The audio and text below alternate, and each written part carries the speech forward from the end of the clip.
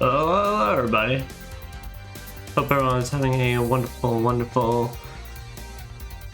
afternoon, evening, morning, wherever any of y'all may be. How's it going?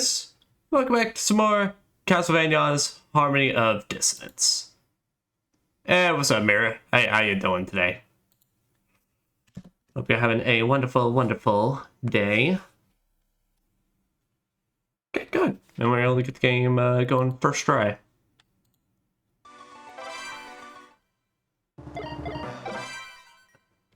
As last time we had gotten started with this, we got introduced to our fellow Belmont, Just Belmont. So basically, after his buddy Maxim had gone off into an expedition for a while. Oh. Hello. Okay, the game. Okay, I think the game died. Okay. Well, basically, our friend Maxim had come back from an expedition with amnesia, basically, and our friend Lydie, however you want to say that, had also ended up being kidnapped and taken to this mysterious castle. So, with that, we've made our way into this castle, only learning that this may potentially be Dracula's castle. Only Dracula potentially isn't at full strength yet, or something along those lines. So with that now, we continue onward. Oh, wait a minute, this is the wrong file. Apologies, this is the wrong file for this. Is there a way for me to just leave here?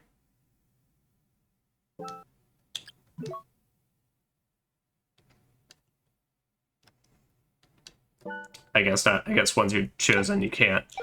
There. Alright, round 3. Because as I say, there we go. As I say, I knew we had way more than 30% last time. Yes, we made our way into basically continuing to explore more and more Dracula's castle, as Maxim's also made his way in here, though at points he seems very off. How's my day today? My day was quite lovely. Nothing too crazy, so I cannot complain.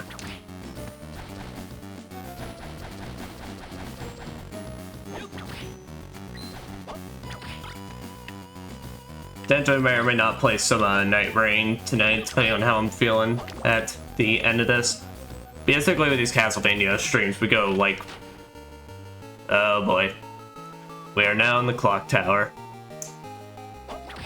Yeah, these Castlevania streams would typically go about like 3 hours or so. So we'll see how I'm feeling at the end of this. Oh, okay, that's right, I do have my double jump.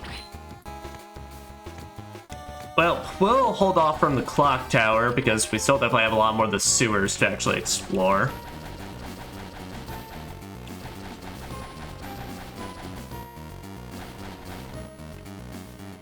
Found out that there's now a single Night Rain video that shows all the boss fights. Oh, so like, it's only ever like just one video of them at a time. That's funny, because you would have thought someone would have gotten on that by now.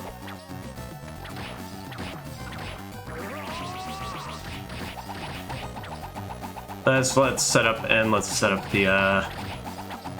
the cross barrier.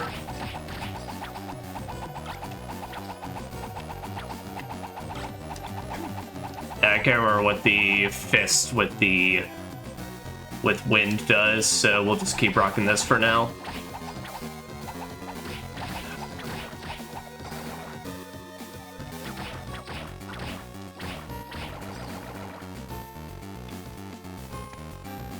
I know I've been playing some Night Rain off stream, basically, but oh, son of a bitch. I've been playing some Night Rain off stream, and so I've beaten the Augur, which sucks. Hate that boss. And I've beaten the insect ones on my own time. What does the Bible do again? Summons another shield. Heart gloves.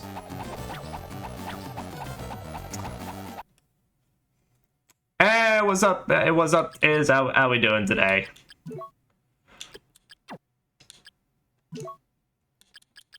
That's right, I just picked up some hard gloves.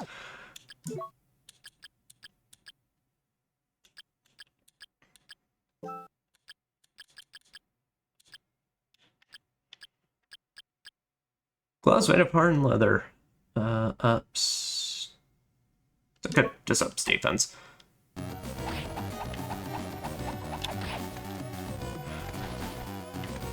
Good. Happy Friday indeed. It's always a good one. We survived till the end of the weeks.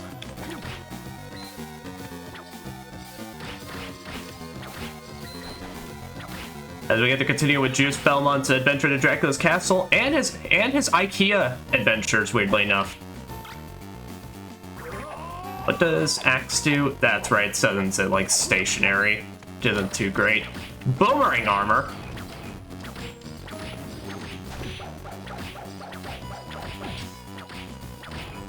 Brother, did you really have to make yourself so big just to throw one boomerang?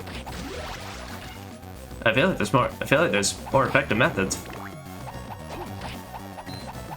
I guess to be fair, out of all the projectiles I've ever thought of, let's make it just bigger. A boomerang is the last one. Yeah, I hope he gets his new table. I think. Have we gotten a table yet?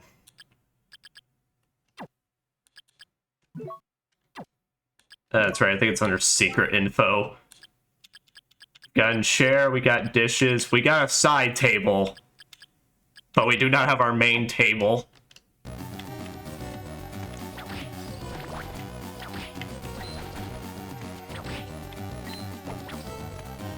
Absolute cinema animation. Yeah. No, I think I talked about it last time, but alright, I gotta address it. Juice Belmont's animations in this are really not that great.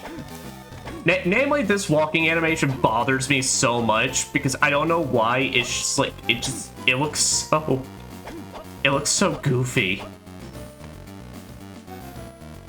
Like, it looks like my man is simultaneously trying to run extremely fast but just can't.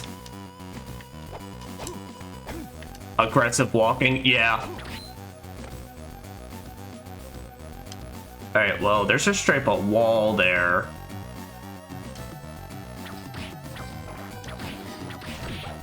Far as I can tell, I don't think this situation where, like, we need to knock him into the wall or anything like that, so I think we're good.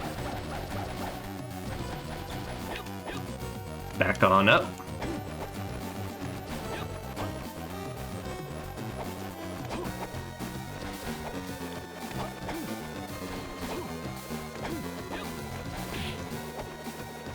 Alright. And now we can, much to my begrudge, start making our way to the clock tower. Albeit at an extremely slow pace. Guys, please just let me go. Please just free me from this hell. Said while they cooked on those big animations. Yeah. No, I said, I mean, this after this game, they loved the hell out of the giant, like, much more flailing enemy animation types than that. I said, when we hit the DS games, oh, they love to span those things.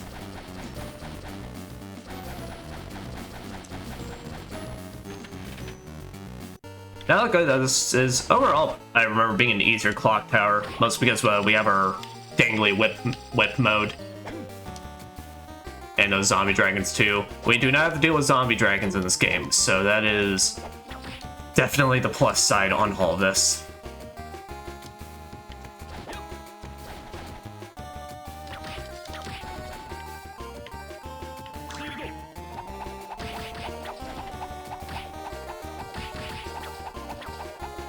I love how these take death animations, they just get sucked into the void. It's like any other animation tends to make sense, but why do big skeletons just get the void? Oh. I'm sorry, fellas. Did I interrupt something? I will just kill y'all and be on my way then. I'll lock in and finish work. Have fun. Yeah, no problem. Good luck on the work, Tiz, but thank you so much for popping on in.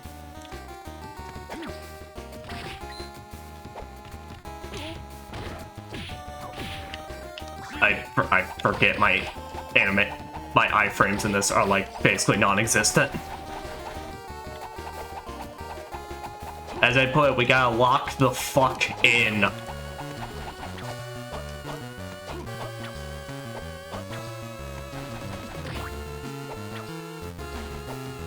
Okay. Ah, okay, that switch just opens that. Makes one question, why even just have a switch to begin with?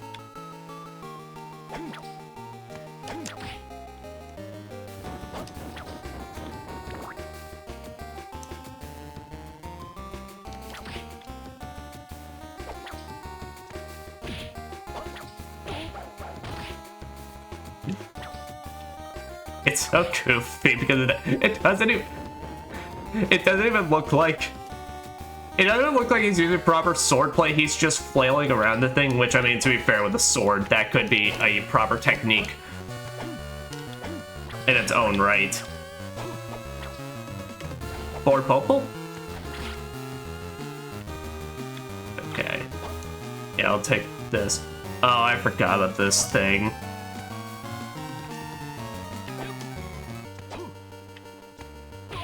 Yep, just because it is like a deceptively small, like, hitbox on this thing.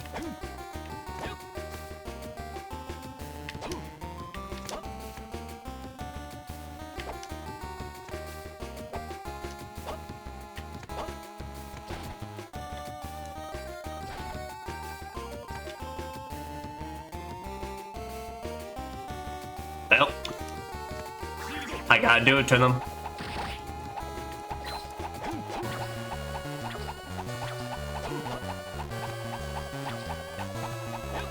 Man, that's gotta be messed up, though. Lately, because I bet that wasn't even intentional placement. That was just an empty room, and then they just all got trapped in there. And then Juice Belmont comes down and says, well, time to end all y'all's careers.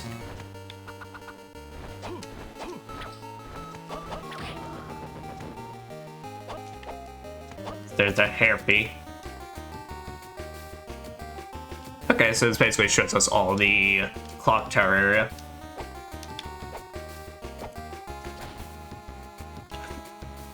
Is this leading further on? Yes. So let's explore all the rooms that currently aren't marked. You!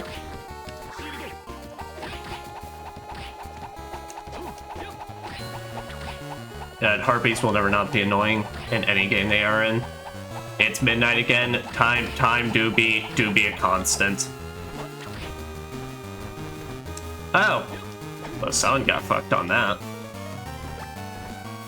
A bagonet?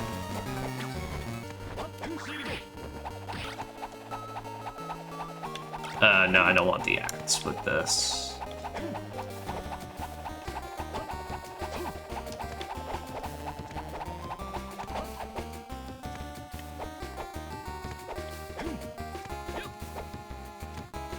Well, I said, since I accidentally loaded into that other file before this, yeah, that did answer my question, though. So we definitely could have acquired fire at some point, the fire book. I genuinely just don't remember where I got that. Could be at the very tippy top of the map. No, but I got stopped there, so yeah, I don't really know. I guess it could be that area that's in, like, the middle. That is at your place. It's currently 5:16. I'm on Eastern Daylight Time.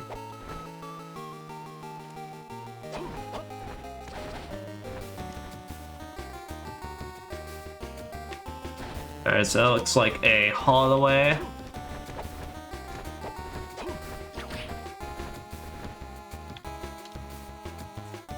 Okay, and this looks like continuation. Okay.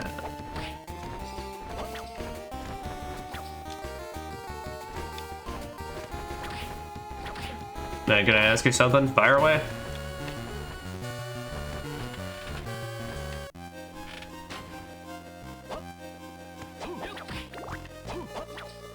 It do be a live setting after all. Oh. Night goggles. But man, just found him a pair of just night vision goggles. Gives you the ability to see the dark to a certain degree. Ah, that's right. The last time we were in this extremely dark room that I kind of just brute forced my way through. And...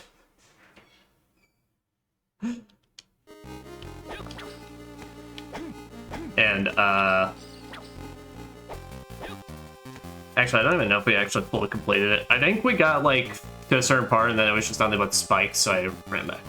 You ever leaked your first name or this secret? Truthfully, I probably have accidentally said my first name on one of these streams at points. I try not to, but, I mean, it's probably come out at some point. So it's not really something I'm gonna, like, just straight up say, but...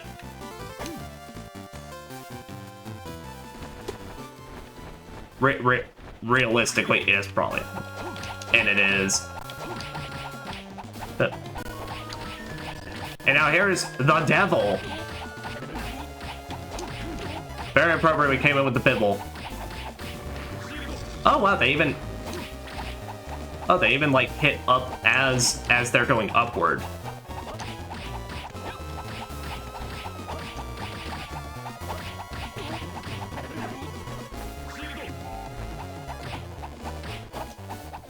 Yeah, but laser beams and then and that's it.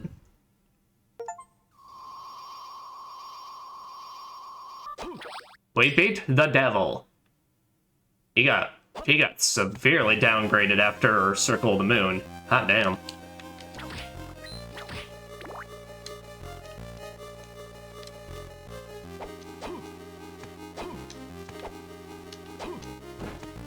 Don't know how to call you in short. Psychonius is too long. You just put Psych.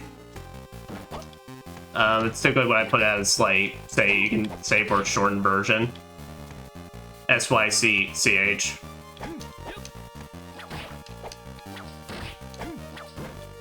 Yeah.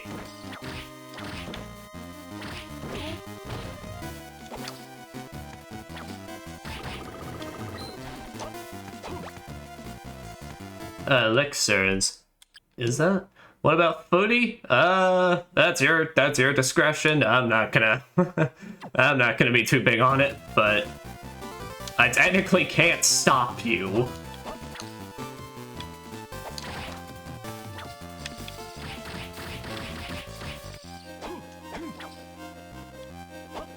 Also, I find it so funny how by the moment I started this series, though, so Call Me Johnny on YouTube started doing his reviews on them. I find that such funny how convenient timing-wise that is.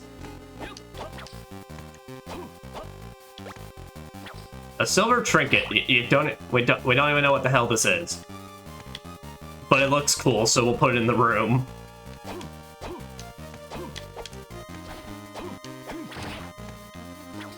It's just like I watched his review of this, given of course I've already beaten this game. But I just found it so funny, the way he described like the dangling whip as just like, yeah, so I just find it funny to beat the enemy with my hanging dong.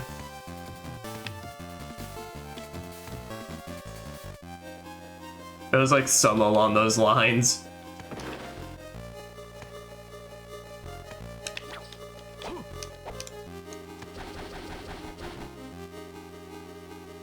But now with that, what was stopping me from going all the way to the left there?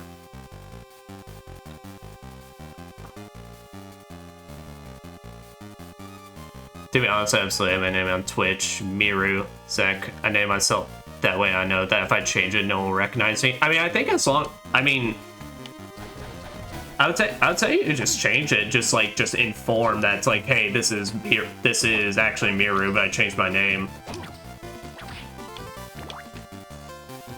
I had someone that occasionally shows up on these streams. They haven't shown up in a hot minute, basically, but it's like, I mean, they just they had changed their name, and they were literally just like saying like, hey, I think I'm gonna change it to this, so I would recognize them.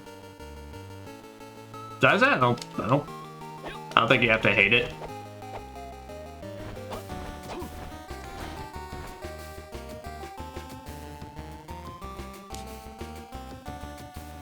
That sick is just stupid. That's sick.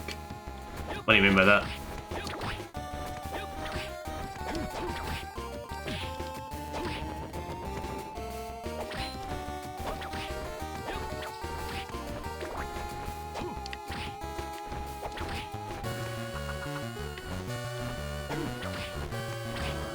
Mirror sick. Oh.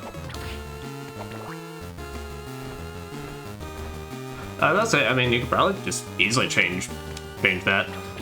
Dang it. I don't know if like Twitch has like, I don't know if Twitch is a platform where like they ban like same names or something, or like don't allow you to create it. So I don't know. Maybe that's something that was like if Mirror was already taken or something.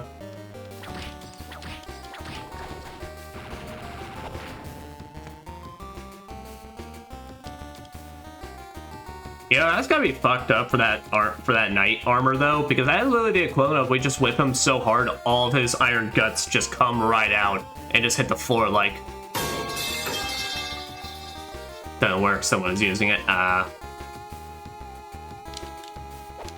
then I guess we could implement the 1, 2, 3 method.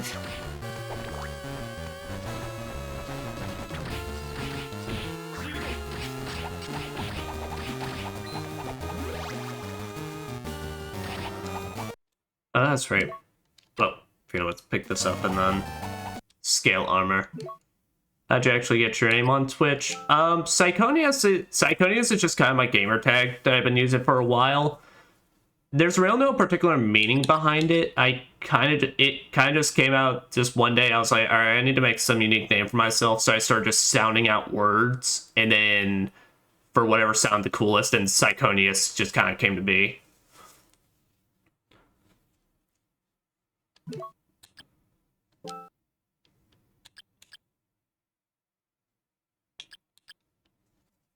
Yeah, what was the bagonet? Helmet woven from thin strips of metal.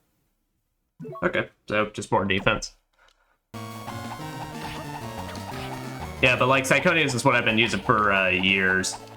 Which before the VTuber, before like what I now associate the VTuber with, most of my profile pics and such I only ever use just like Final Fantasy characters on, namely like Squally and Heart from Final Fantasy VIII.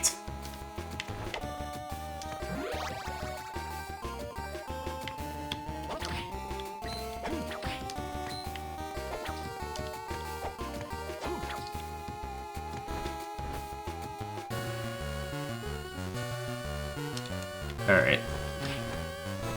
So does unmarked territory strip have a dead end? It does. But we're closer to this one, so let's just go ahead and see where this unmarked territory takes us. I'll go from there.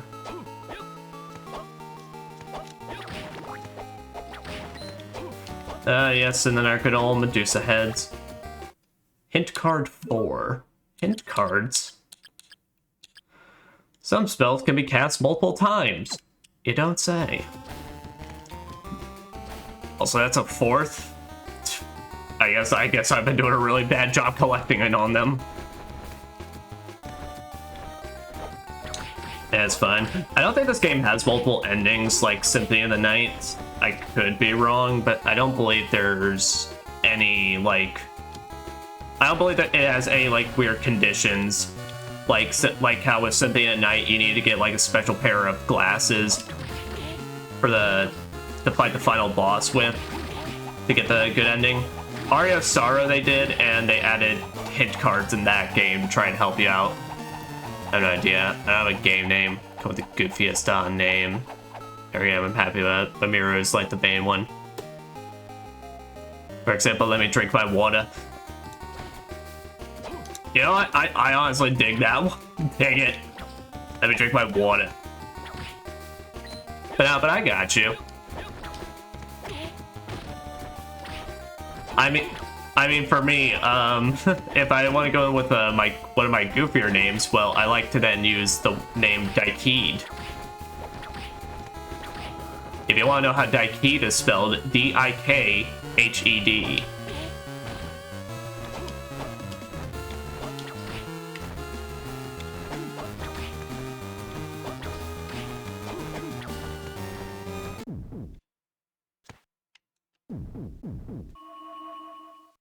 Huh. You and your cursed Pepe, like, emotes.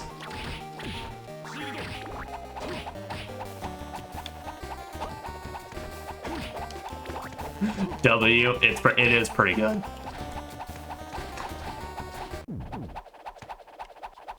Man, this Bible barrier is too good. Nothing can get close to you. What was your very first in-game name? I'm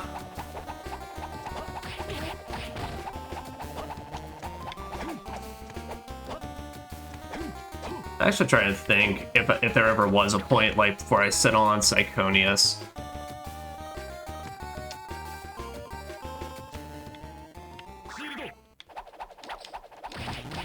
Give me some time to think on that, but anyway, we got Max Slimer.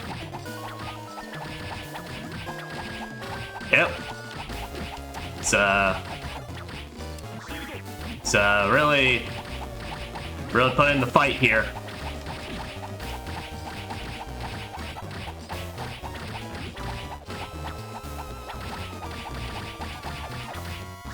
Man, making me really sweat here, Max Slimer. Oh no, it's done.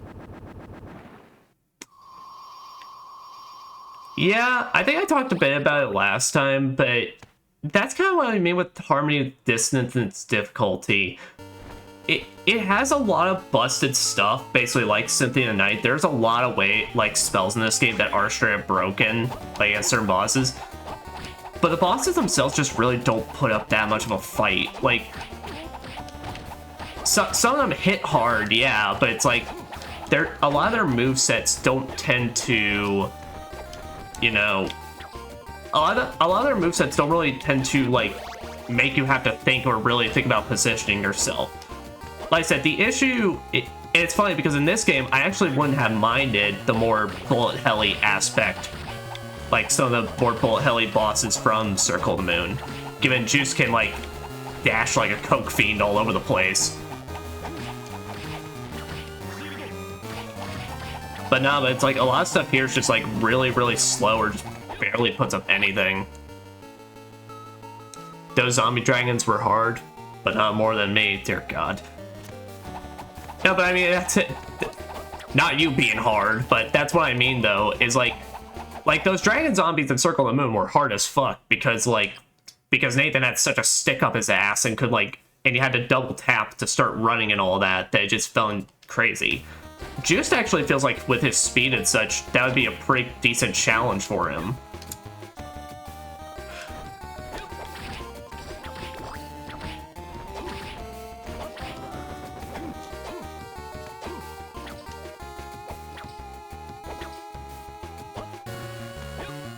But Mira, I think to answer your question earlier, I actually don't think I ever did use like a gamer name.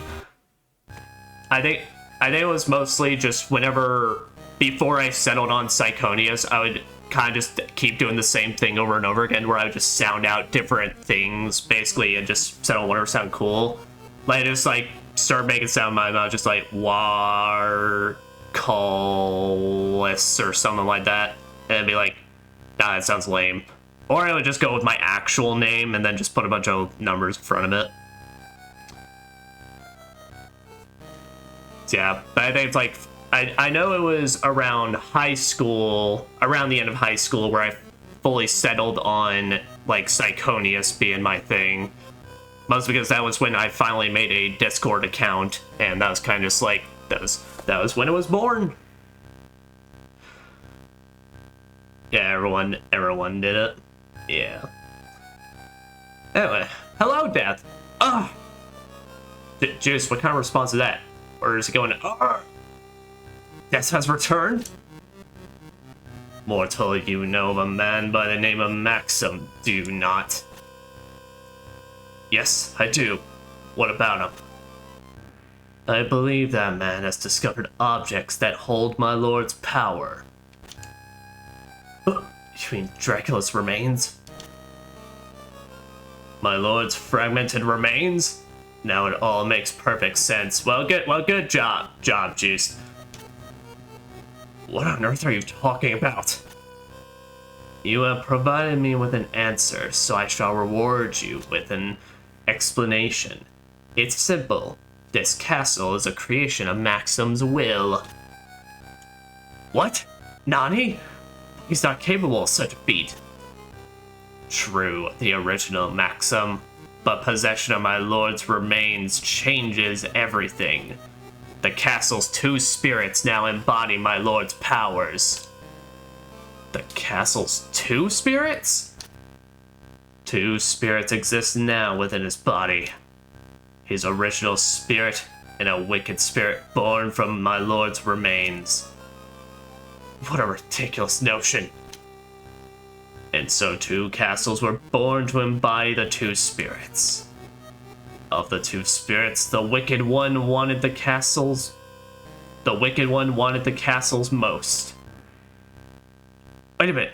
What do you mean by two castles? Ignorant mortal. Don't you realize that this castle has two layers? I don't want to have anything more to do with you. Farewell. Wait! Are you running away from me? This castle as it is now is a transient one. I must go and aid its completion.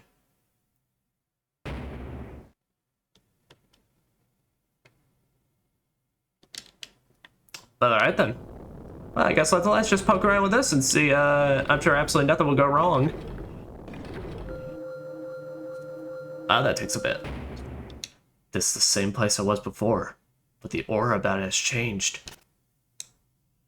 Now I see. This is what Death meant when he said there were two castles. Yep. So welcome to Harmony of Dissonance big gimmick that I have an extreme love and hate relationship with. So we have two different castles we have to explore. So with the map, you can have it show you A and B basically. I believe that pretty much means green standing for like, so Castle A is represented by blue, Castle B is represented by green, and it's like if you explore both areas, then I believe it creates a purplish color to show you've explored both. But yeah, so this basically means you are basically exploring this game twice. Now, and this of course does have the thing where when you do certain things in one castle, it affects the other, and so on and so forth, and it's a bit crazy. I don't hate the idea, but it's more like, as we're kind of going to get into it, I don't think this game does enough with this gimmick to justify it. But like I said, I'm not gonna like get into it right now. We'll kind of just like talk about it more as we go along. Yeah. But before we start continuing to make our way through here, let's go back to the first one so I can explore the rest of this clock tower. Yep, but now in any of those rooms basically marked yellow. Well, more like any of those rooms with the big circular thing, that's basically how we swap over to different castles. But what was the name of that had the numbers after it? What would you like to know, Weather Boy? Is that the third prime from Vampire Survivors? The third prime? I've actually been playing Vampire Survivors recently. I got started on that recently, and that game is pure dopamine rush, the video game. I'm only like on the third stage basically, but I want to play so much more. It's like my favorite slot reels.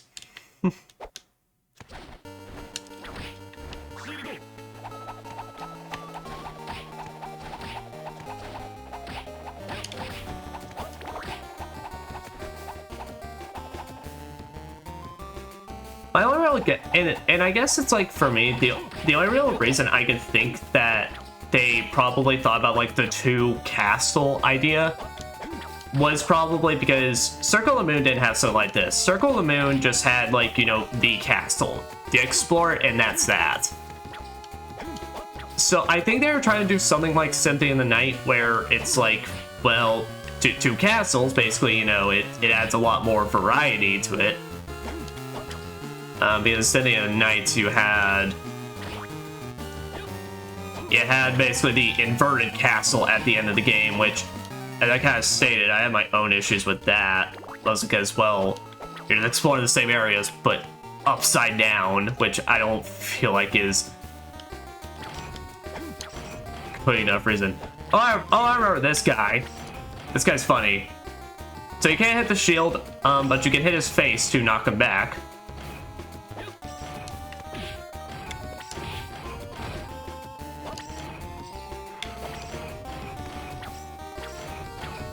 Oh, never mind. Oh, you can... Okay, you can keep whipping him back. But anyway, he is completely invincible.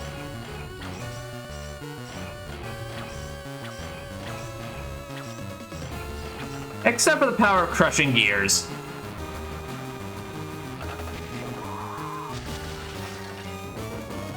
Dead gum. That's how I can imagine it sound. There are 4 deaths, and the third one is the third primeval, and he is red. Oh, okay. Curiosity. Oh, nope, those gears hurt. Taking ignore you die to share. I mean, if you're asking about the name thing, then no, I will not be sharing that. But I mean, for the death thing, I just didn't know. I didn't get far enough. I did basically get enough into level 2 that basically the deaths started coming out and murking me. But I also had a freezing lance during that playthrough, and so as they were trying to keep killing me, they just kept getting frozen and not able to do anything until finally that 2 of them appeared, and then it's like then they just like got me. Invincible. Insert the title card. I will definitely say I was not expecting Invincible to get a fighting game though. Invincible versus. It looks interesting. I mean, I know I'm definitely probably maybe just gonna watch others play it, just because fighting games nowadays for me are hard sell, mainly with how much else I got going on, in my game catalog and all that. It looks really neat at the very least. Yeah, we should actually check out that armor. We got Guardian armor at the buy of a Guardian armor. Equip that. Guardian helm. Yeah, so it's just like, here's just a kit with just really, really good defense. Except this one. This one's actually worse than my ankle guards. Oh wait, no, that's the hands. Okay, that's better.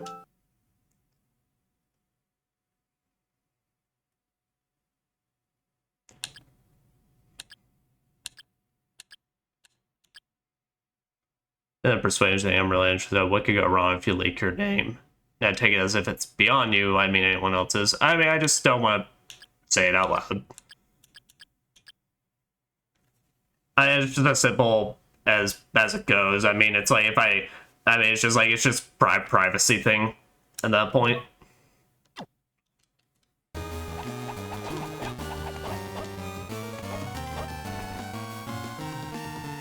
It's kind of like the job thing, like we talked about last session. It's like, realistically, I probably don't have a problem with it, but it's more like it's just personal privacy. Like, I don't need everything to be out there on the internet, especially because, you know, of course, all this goes to YouTube. So behind it, no, it's just privacy. Simple as that.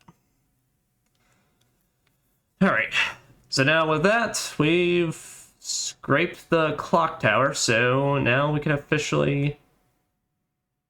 Yeah, there's no teleport point really near us, so...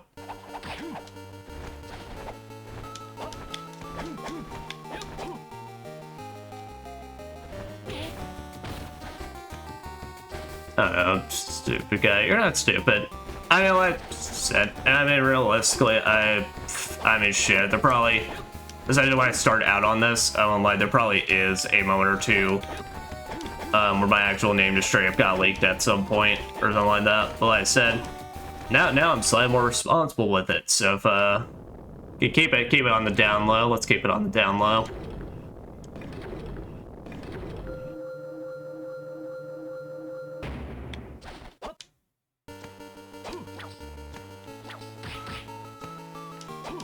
Yes, but welcome to Castle... Is this A or B? B! Where basically everything's just more sinister and evil looking. So that's why basically there's... we had the areas with the insane amounts of just like all of a sudden change in architecture and all that to just hell and all that. Just because, well, we're just in the evil zone.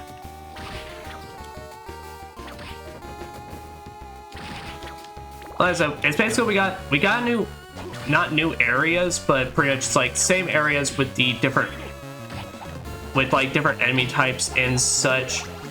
And of course, talk about one of the things that this game likes to have you do at points is be like, well, things you do in this world can affect the other castle.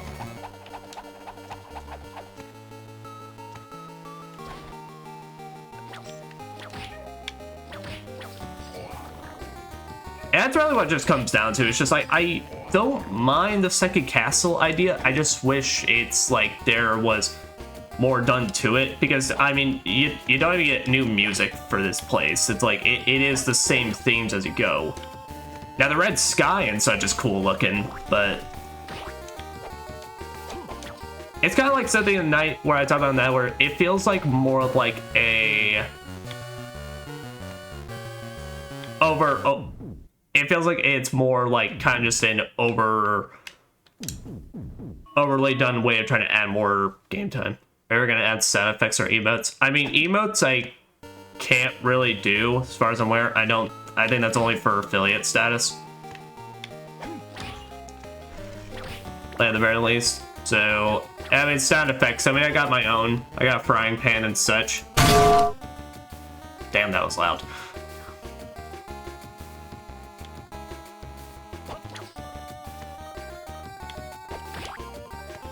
I should turn that down just a tad bit. I'm sorry that broke anyone's ears. There we go.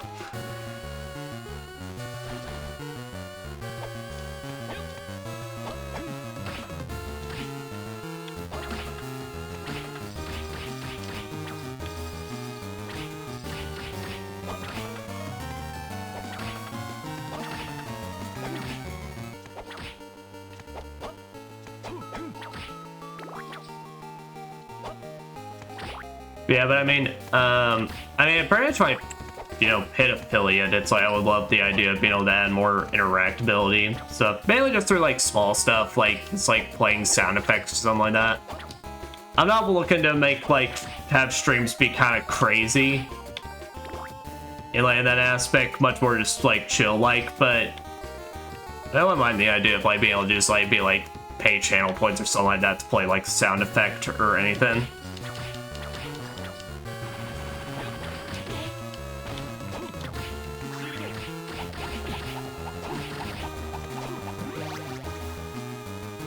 There are about 50 bosses in Night Rain, but there are 280 bosses in Elden Ring. Yeah. Like I said, I know most of the DLC ones aren't even in there. Most of the DLC enemies and bosses. So I'm definitely interested to see what they're planning to add for the future updates and all that. But I think, I've heard, something like next month they're adding, Kings of the Knights version of the bosses or something like that, which I guess from what it just sounds like it's, harder versions. Do you think they will add more? Hopefully. I would assume so, because I said I think I've heard somewhere that next month they're planning to add like maybe tougher or like more extended version of the boss fights or something like that. The Night Lords, I mean.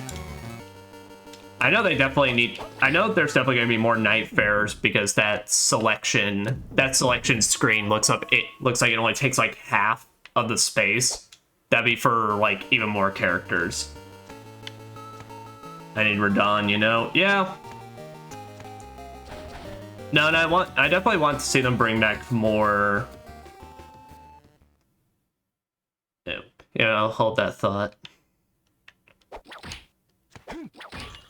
Well, that was easy. Nothing to it. Oh!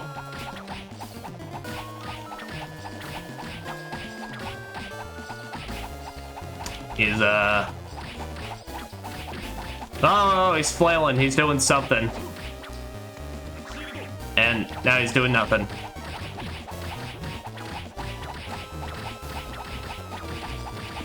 Yeah, so anyway. Yeah, no, I would love for them to be able to add in more of those main bosses. And also, I do want a lot more of the bosses returning from previous games.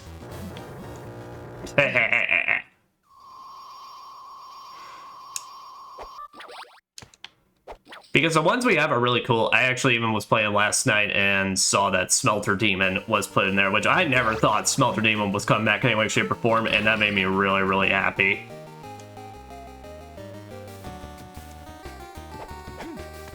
And are there any original side bosses beside Night Lords and NPC Invaders and those event bosses? No, I think literally everything besides the Night Lords is taken from Elden Ring.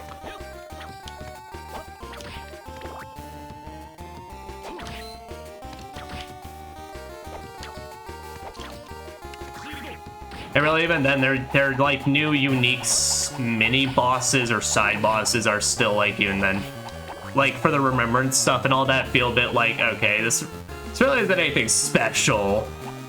Kind of just like here's a basic enemy concept, but with a mook rush.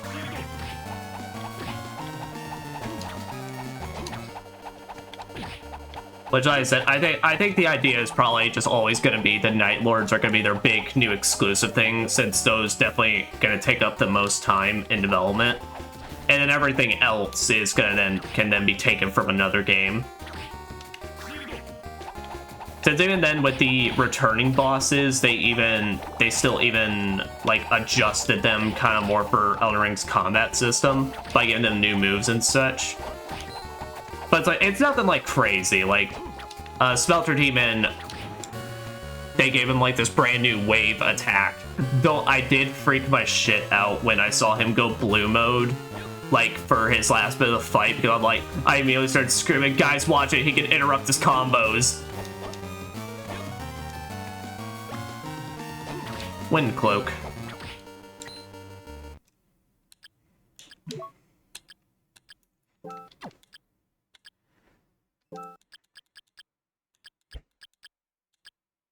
Wind Cloak. Cloak that has a high resistance to wind. Simple enough. Now, but what I was saying, that the idea is, if they were wanting to truly hit a bolt of genius, what they should totally do is make Radon a random encounter. Granted, with how the game goes, it doesn't seem like that's something they're gonna do, basically, at least how the systems work. They should totally make them a random encounter, and it's just you see the sky just go orange, and then he fucking comes crashing in on you, and now you gotta deal with him.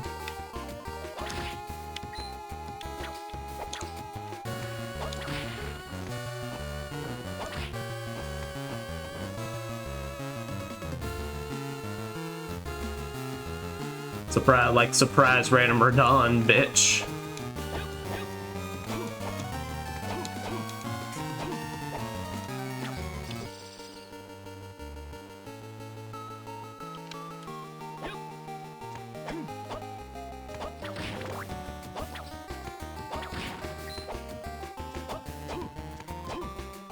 Where are you? Kaiser Knuckles. That's right, we also got a Bluestone add wind to our attacks.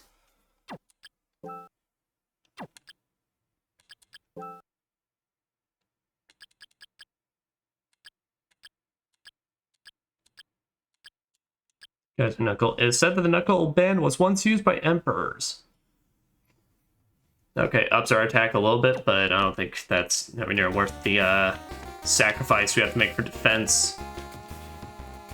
Oh, there's a poor skeleton just hanging there. Don't give up, skeleton. Oh, wow. Oh, he really on there. All right. It's fine. I'm sure he's just resting.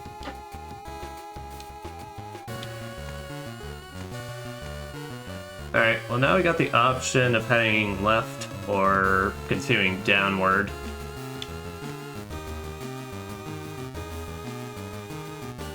Okay, no. So if you explore both areas, they cover in a light blue.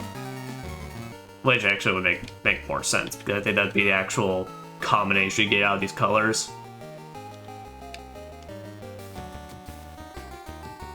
Alright,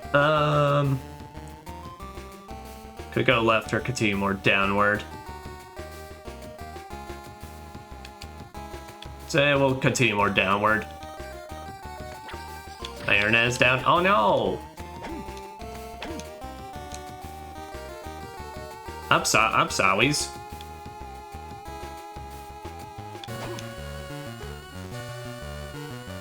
You're not like me, basically, where the moment that happens, they kind of regard you immediately begin crashing out, right? I got big mana prism.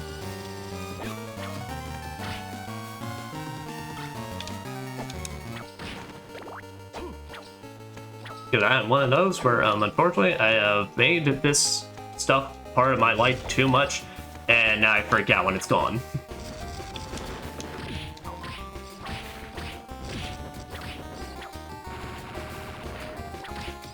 Disc armor level 2.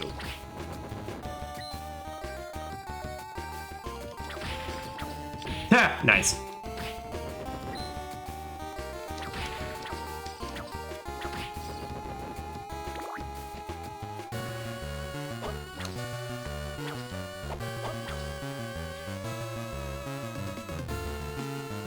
I should continue it all the way to the left. Well... Oh, here, you know what?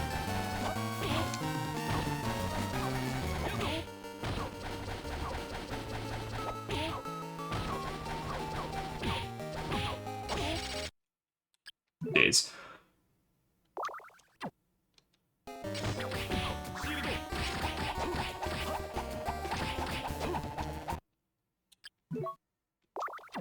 Jeez. Man tries to make his way back to this, and then Slayer just starts causing nothing but problems. Ah, shit. Doing it at the cross again. Well, I mean, the cross is good, it's just a little less good. The issue is, once you put up the cross, even if you pick up a different sub-weapon to try and use it, you can't turn it off until, like, all of them are gone.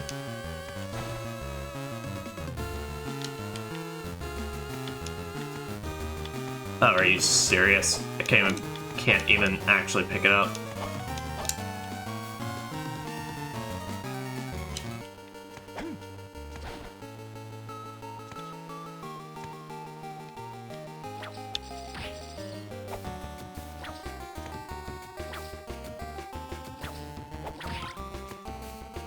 Axes? No. No.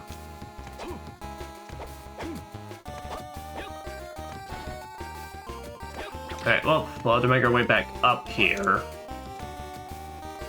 So I really should just kept going onward, but unfortunately I am a dunce and forgot, hey, let's, I need to re-explore this map.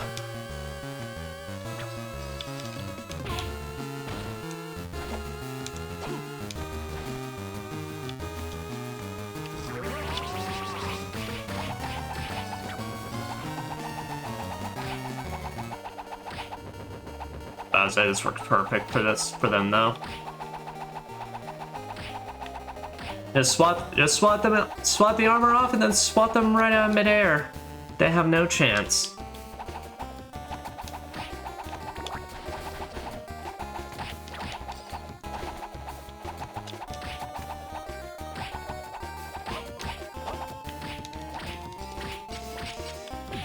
Oh shit! All right, Alright, so that is still active while that is going.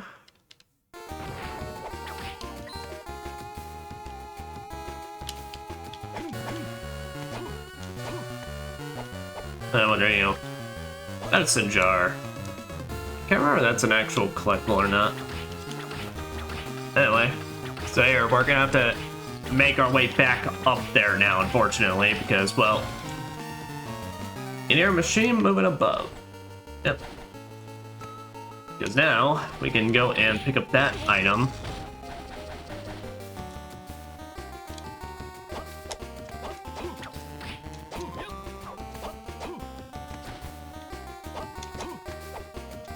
Alright, and yeah, maybe Night Rain will add new maps. It'd be cool if they made a really big map for solo and you could just save it.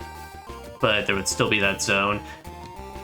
Yeah, that sounds cool. I don't think they'd go for it though. I think they're kind of committed to, you know, that. They definitely need new maps though. They don't need new maps or like adding more more randomness to that first one. Yeah, I've noticed what people bring up when they say it's like it kind of does get tiresome with one map. Where it's like I think there's enough randomness to still keep it interesting, but you do definitely reach that point in your runs where it's like you feel like you know what to expect, which for roguelikes you do reach that point, but still it's kind of like it feels like there needs to be essentially a bit more to shock you when it comes at least to the exploration of it, because the random event stuff that they do have when that happens is fantastic.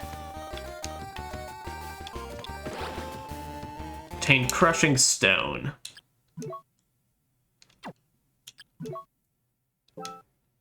By holding the attack button down, a charge attack can break some walls. Yep, so there we go.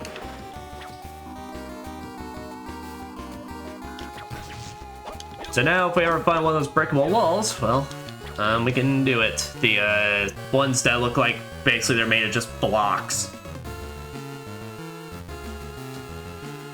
So there's no point there, something to help you remember the map, like a tree. A big tree. Yeah, as I think they're kind of like just dedicated to the multiplayer aspect of like getting in and out.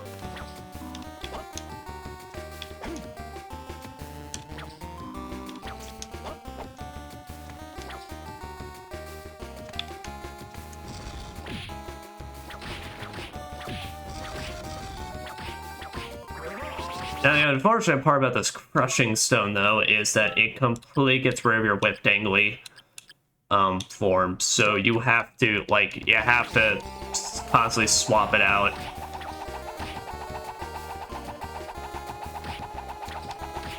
I mean, not like constantly, but like now it's like it's one of the annoying things where now when I hit the actual wall I can use it on, it's like I now have to take time to like swap it and then swap it back, because as an actual attack, it's really not that great. It's much better off just like constantly whipping them.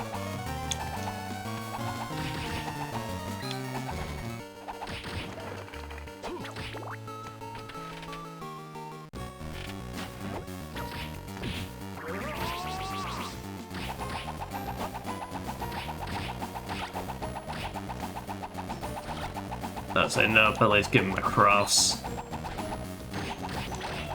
Ah, it's a whole party in here!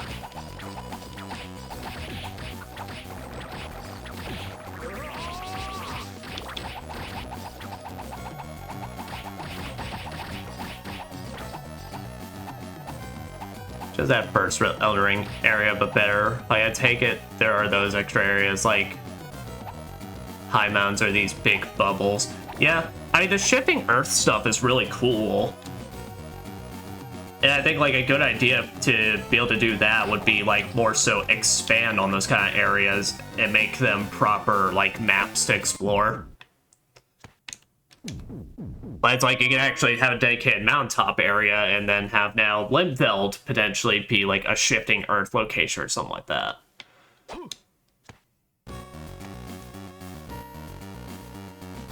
And I really should have gone all the way to I really should have explored that area to the right. You know, slate, but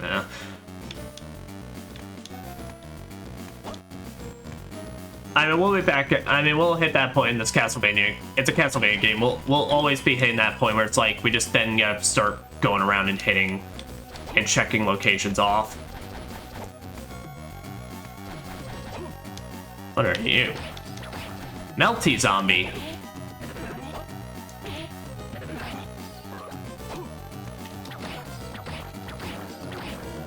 Oh, that's not a melting zombie. It's a melty zombie.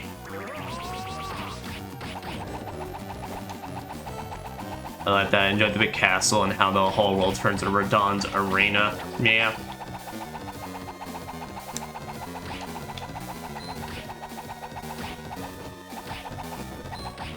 Yeah, the only shifting earths I've found, so I don't know if there's any more, is just the crater one, which is actually really fun once you understand how it works. Like the actual, like, just now running down to hit the bottom as soon as possible. Like, that stuff feels real cool. And I've seen the mountaintops, but I haven't had any good runs to be able to actually do it. Or see what it's all about.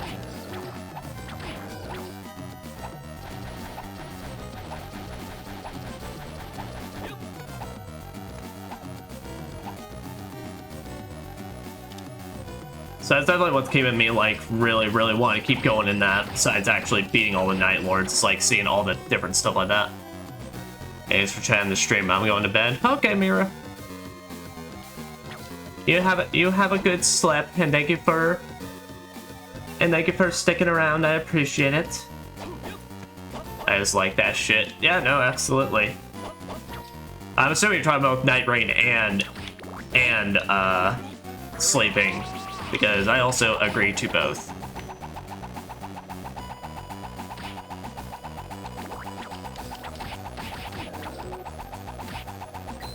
I swear. Wet dreams? Yes, I wish you the wettest dreams.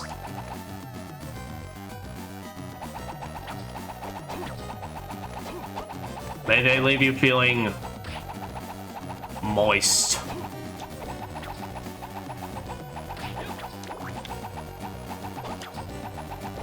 God, I uploaded my newest video to TikTok, which was a clip I had from Liza P, where it was just 2 enemies, where the whole concept is I ran up to 2 different enemies and managed to backstab them. And I mean, I can't blame them, given it literally did look like I was just shoving my weapon straight up their ass. But like, I had like at least 3 comments on it, literally just being like, man, dude, you give them but those malevolent back shots. And I was just like, please shut up. I mean, I can't blame them. It looked bad, but... Skeleton mirror. Man, I do have to hate to be that way, but Aria Sorrow did do this concept way better. Because what they did is they had some mirrors where it's like your character was reflecting them. It looked like normal. And then when you came across the last one, that's when a dude then popped up to try and stab you. But still, I'm a sucker for the mirror gimmick. Okay, so now we're making our way around. Sir, that shit's already broken. How are you even making that work?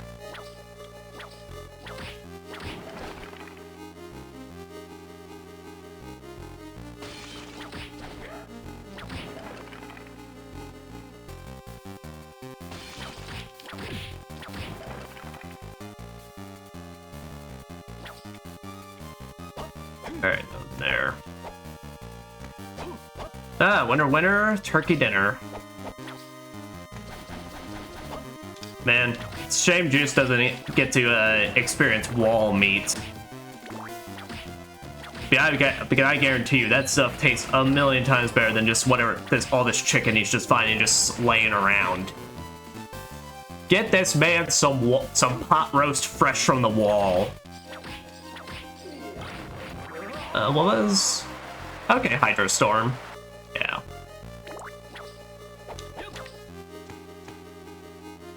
Oh, and this is what the sky area looks like in Castle B. Just looks like the sky's made of fart gas now. Oh. Is this by chance a crushable thing?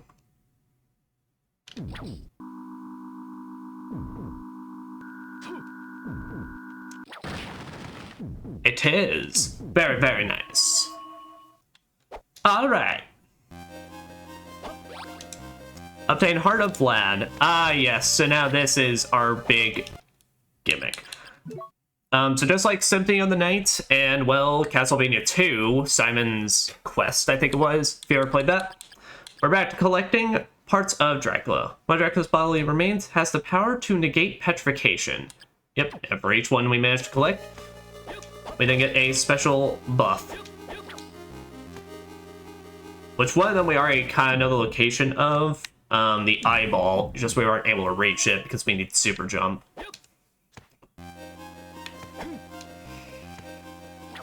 But that is the big reason you do need to basically re-explore everything, is because, well, anywhere can now have a piece of Vlad hanging around.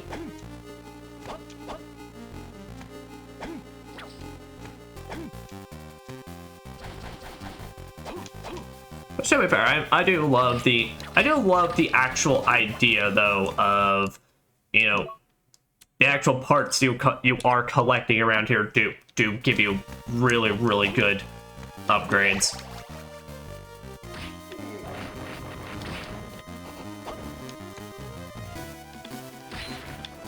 And it's more like, it's just like, I think I probably like them better than Symphony of the Night though, because Symphony of the Night, they just straight up gave you stat buffs, and that just felt a million times more impactful.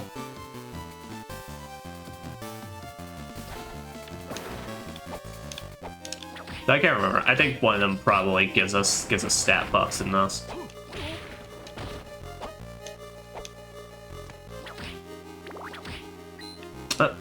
Their boss area. You know what? Just take them. Yeah, we can just take them. Hey! It's Legion Saint! Now let me just Hydra Storm and ruin a lot of your days. Although I'm causing that door there to wig out.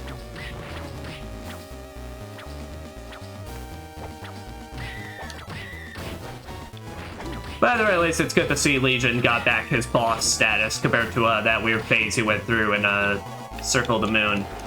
And he's back to shooting laser beams. Good job, Legion. Yeah, but basically, the moment you see the tentacles go stationary, I don't think they actually damage you, though. It's only when they start shooting the laser beams. That's the direction they're about to shoot the laser in.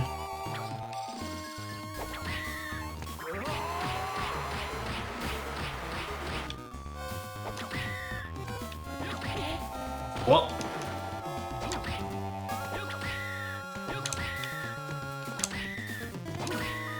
Did not take Legion for a screamer, though.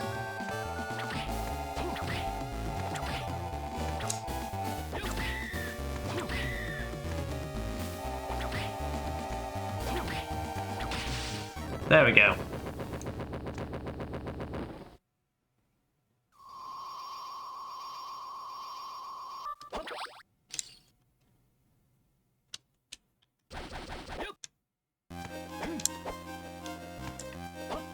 And for Legion, we got our meds. Sweet.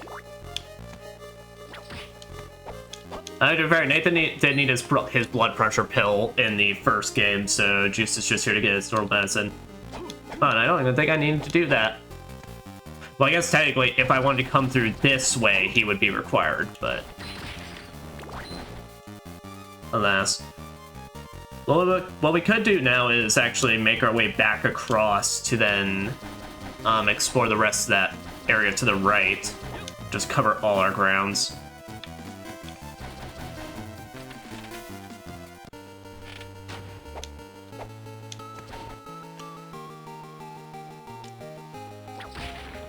Let's just make sure. So we go all the way... yeah, so we go literally all the way to the right here. Then we'll be able to jump that. Whoop, whoop, whoop. Whoop, whoop, whoop, whoop.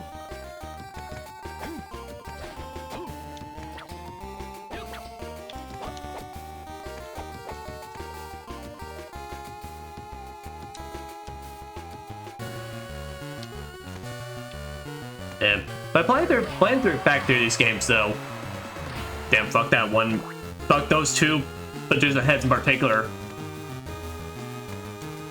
It has made me want to go back through the Castlevania show, namely watching back through the first seasons, not Nocturne. Though I highly recommend Nocturne. I love Nocturne. I love the Castlevania show. If you have not seen it, please go see it. I don't remember this guy. Alright, so I'll hold that thought, but so this guy you're not even actually attacking. What you want to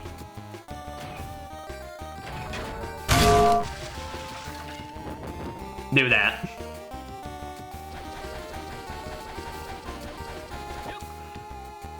Yeah, because otherwise you can't access that.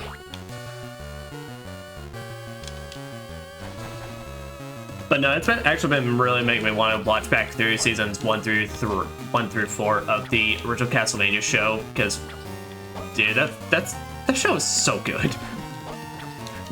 Season 3 is a bit iffy, but still good. Like, I definitely remember that. Looking at it. Oh, that's right. For this merchant, we need like a card or something on us for him to appear. I really don't get why they did that arbitrary hint. They want to do this arbitrary hinting system. Like, I mean, just make it a shop. I mean, hell, for once, it's actually pretty decent design. I give them a lot of credit for that. That it's like they finally have a merchant that just moves around or is in different locations, rather than where they have is the always stationary one in the whole game. But now it runs into the issue of why y'all want to be fancy with it. Also, oh no, I might have to make my way back up because, yep, because we're about to. Yeah, we don't know what's down here beyond this point, so I gotta go back to explore that one little area.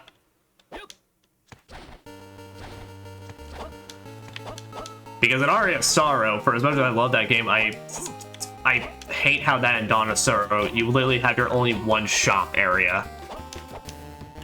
Symphony at Night, it wasn't too bad because, like, it was, at the very least, you really didn't need to shop in that game unless you wanted to learn the magic spells, which, technically, as long as you know the inputs from other playthroughs, or if you just want to look them up online, then you already know them off the top of your head. Then you already have them.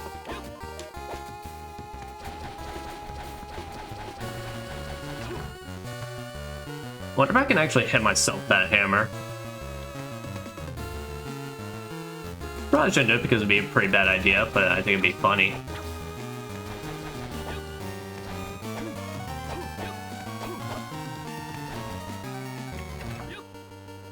Nah, I think it's too fast. Too fast in the placement, don't work out for it.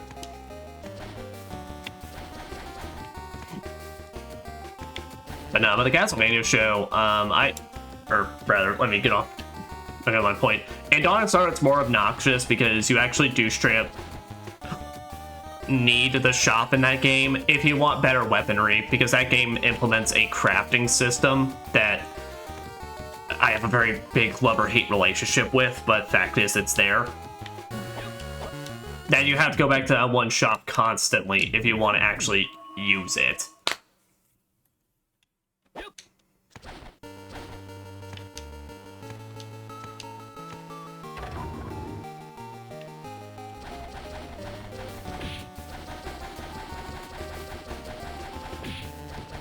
That's right. Yeah, okay, so this is a special room. You're racing this pinball thing. If you have the wind and the Bible, this makes it a cinch, but it is annoying because, well, the fleamen are here to hold you up for a second. Like I said, Juice Belmont, just keep dashing. Always be dashing.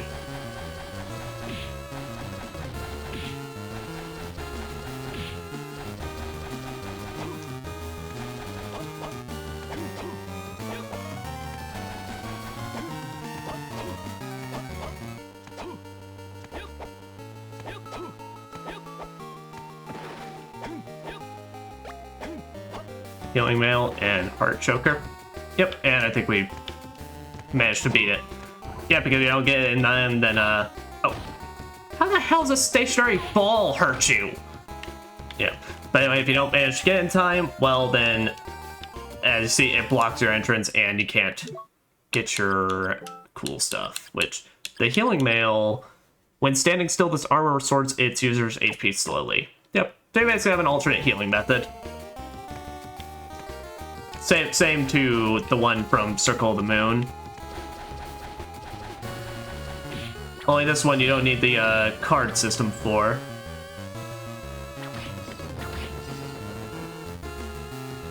Which, man, like, I really wish...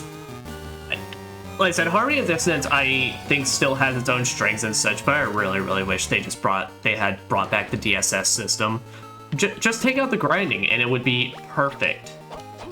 Also, I got a lucky ring.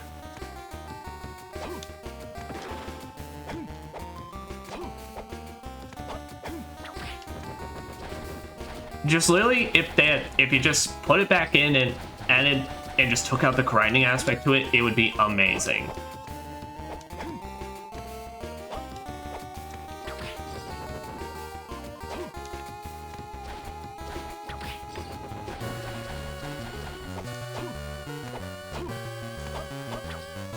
But I do have to say, though, me and my sister were freaking the fuck out this week, though. Now that Silent Hill 1 is officially getting that remake, I've been saying, hey, if you ever wanted to remake the games, this would be the perfect one to start on. Not to say, like, the original is bad. No, the original is still fantastic, and I'm showing that off for Spoopy Timber this year, but I'm like, hey, it's an old-ass PS1 game. It's really no way to play it nowadays unless, well, you go through certain other means. It'd be like perfect, and then still... And obviously with 2, I know that's because they want to advertise as well the movie and all that, but still, it's good to actually see now that that is gated treatment. Which I guess, to be fair, it does make sense that it's like... When you think about it in a way, it does kind of make sense that it's like 2 is a standalone adventure. That's like with two, you know, it's not connected to anything besides itself, so you could just run it at that point.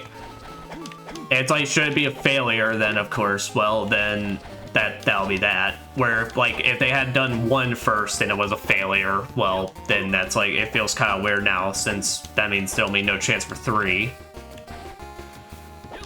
But also, it still feels weird considering, still feels like a weird gamble given, well, Silent Hill 2 is Silent Hill 2, and the game is beloved by literally everybody. As I'm talking, I feel confident saying, had that been messed up, well, Konami ain't hearing it about for the end of fucking years upon years.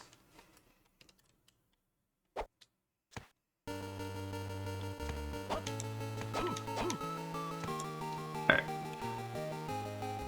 But still, I'm happy to see that it's like, you know, that they're being trusted again with it, because I did really enjoy the Silent Hill 2 remake. My only issue with it is I feel like it was a bit long, but also it's a long game that I still feel like I had a good time with. And there's only, like, really, you know... Really, the only area I straight up just felt like was just a slog was the prison area. Anywhere else I felt like, well, you know, this is fairly decent length. Hospital definitely, though, they could have just cut that down by quite a bit. Alright, so now here's the funky part. Well, no, we'll just continue exploring the middle-ish area, and then eventually we'll just at some point make our way back down there. It really sucks, though, we have, like, been discovering no teleport points, though. Which I did not remember that being an issue when I played this game.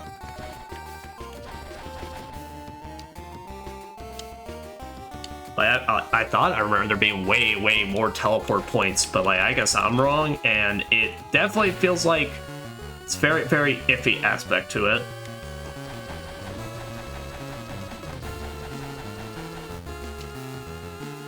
It also pisses me off because, as well, I think I remember this being a thing, they don't label as you can see in the top right, they don't label the switch between rooms differently. So I mean, you kind of just have to mentally keep a check note of which rooms will let you switch between castles and which will not.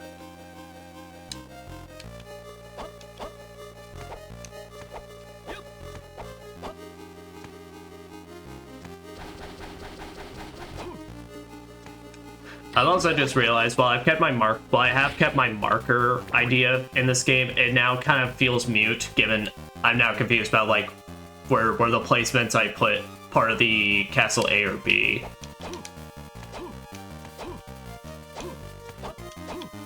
Oh boy. Thankfully that will not be as much of a problem come future games.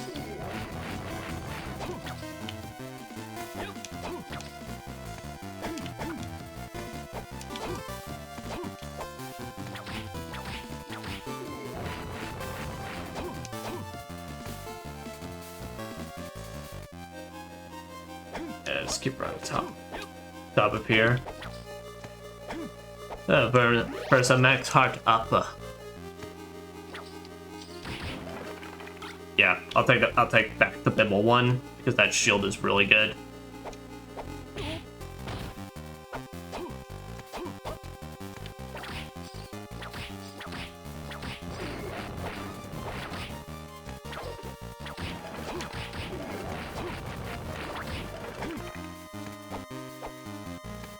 Oh, another thing for Juice's IKEA adventure, a whole king-size bed. That I'm gonna just put that in my back pocket real quick. It's so weird. It's so weird. Castlevania is the one was the game they decided to do this fun little idea in. Yeah, but I don't believe you actually get anything for completing your IKEA adventure. I think it's just like you literally just get the accomplishment of looking at the room. With the Advanced Collection, there's probably very likely an achievement tied with it as well, but still. I don't think you, like, get any tangible, like, upgrade or reward out of doing it. But it feels so weird given, well, I feel like it's not really spoiler territory in this game, given, well, we've seen it twice now. These games end with this fucking castle going up in... what was it? Oh, the Aura Blast? You know, we'll take the Aura Blast. But these games end by the castle, well, as we put it. So you would think it's a bit odd that it's like we're putting it into this much detail into a single room that's going to go up into the nether regions. So you know, wait, why did I say the nether regions? Just the nether world. Anyway. Oh, I see you are still alive. Maxim! No, you're not Maxim. You're onto me. What the hell are you? I am myself. Just not the me that you knew in the past.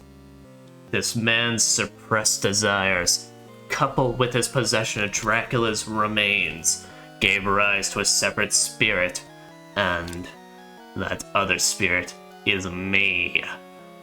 I'm not sure if he's even aware of my existence. And it was also you who kidnapped Lide. Of course it was my doing. She belongs to me. But he went and lost his memory and doesn't even know where she is. But he will retrieve his memory soon. When he does, she'll be all mine. Damn you! I don't know why I find this animation just is doing so funny. Sure about that? If I die, your best friend will perish with me. Ugh! Your death is at hand. Die, you vile dog! Shine! Oh!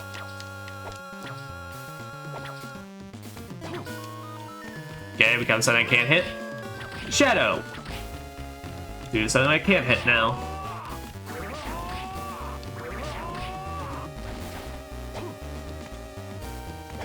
Yep, so... Yeah, our shadow boss here, well, and as you see, the gimmick is going to turn into different forms and do different attacks.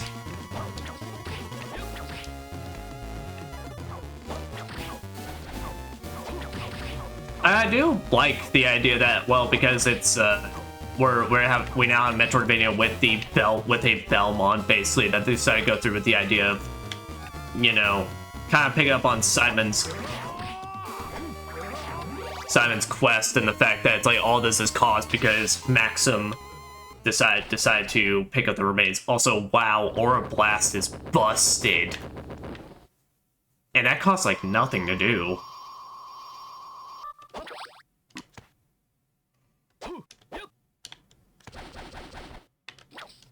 There wasn't even anything in here besides him.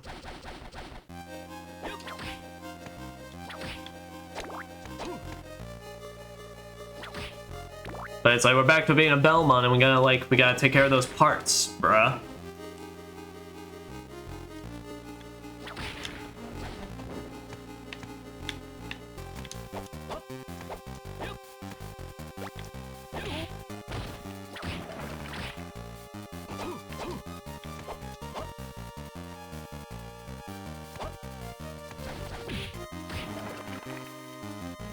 Okay. Yeah, that puts us over, so...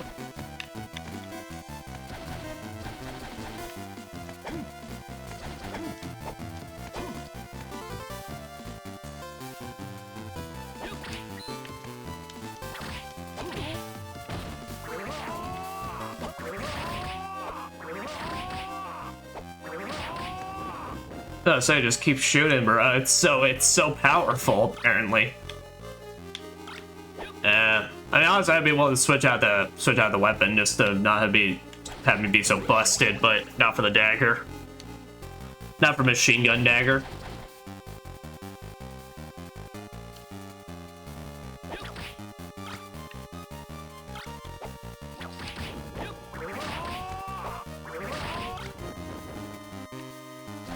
Oh.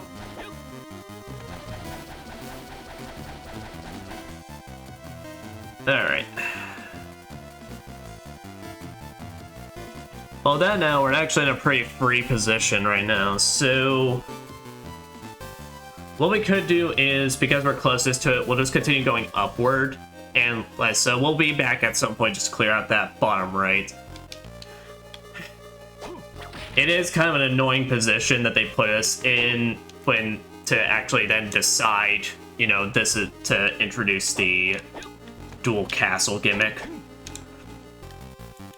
By the way, how are we doing on that? 111? Sweet. I think my goal is with the dual castle thing is probably maybe at least aiming for, well, maybe 70% each stream. So once we hit 140, then I'll probably be when I feel satisfied. Because then we'll definitely be able to beat this by like third stream.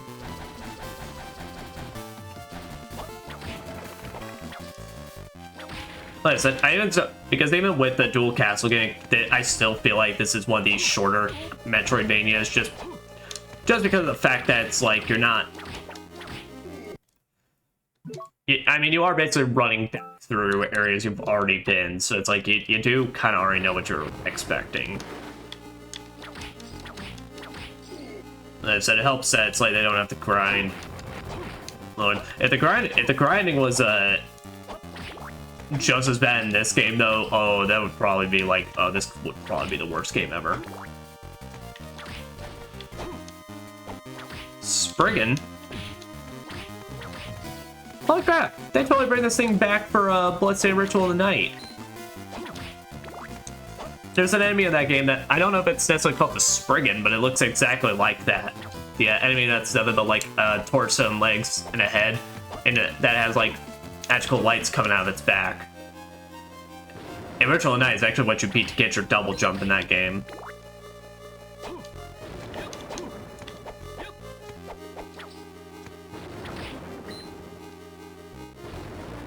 Oh, spoopy.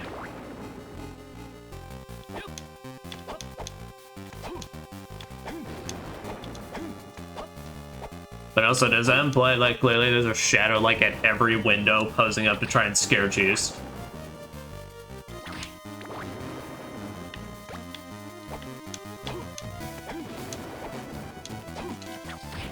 And I guess it was just thundering for that one specific section.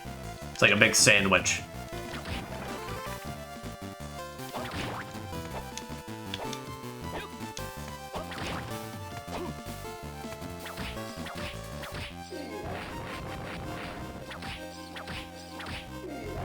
I'll definitely say that this game definitely did fix the Circle of the Moon problem I have with a lot of the enemies, though. We're at the point now where we are getting like redesigns and like recolors of the enemies just stronger, basically. But it's like still, this game definitely has way more variety with enemies in that regard, and I think that's really definitely what puts it slightly above like Circle of the Moon in terms of that for me. So like I said, Circle of the Moon just kind of has the issue where it's like it gives you really cool abilities, but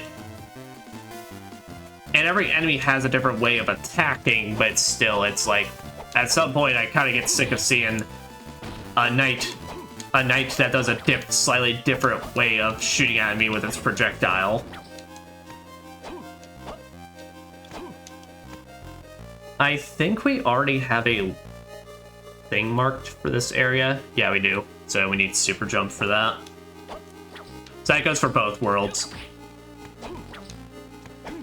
So that's the way to think about it, actually, for me, is that it's like if I have something marked, it's probably for both worlds anyway, because I need a super jump. Okay, you fucking ass.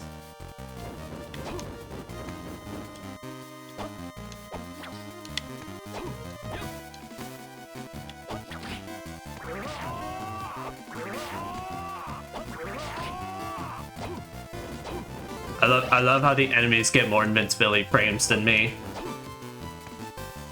That's why Juice just can get hit around so easily, is that they stole them and used them for themselves.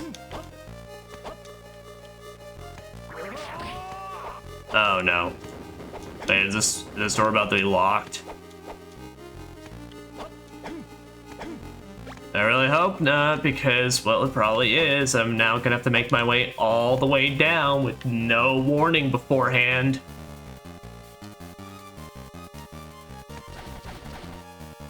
It's sealed.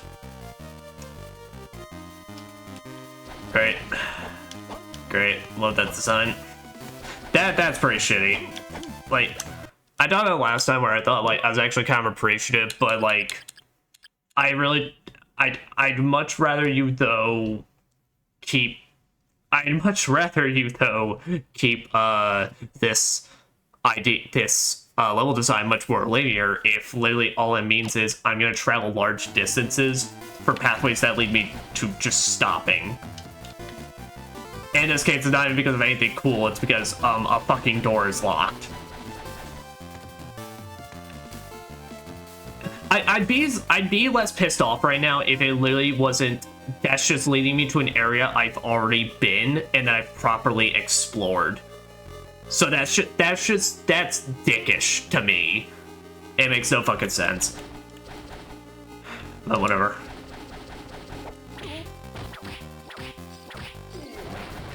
That just since it's not like these are convenient hallways to just dash on through.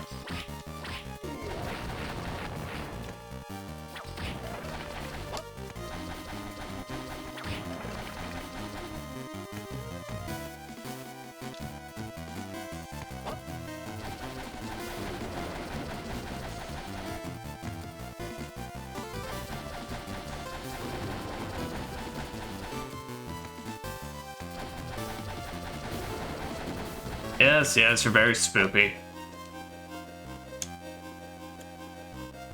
Alright, so I guess in that case, now we have to go down. And we'll make sure to hit the save point, though. So we can, at the very least, save all this progress we've gotten.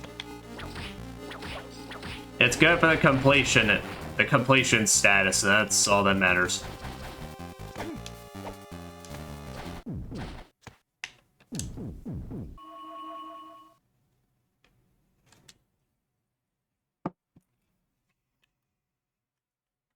Alright. Oh, I didn't step in this room. Well, now we have. Oh, that's because it's, we didn't see it in Castle A. That's what's going on. Alright, so, yeah, we just gotta go the tunnel our way down.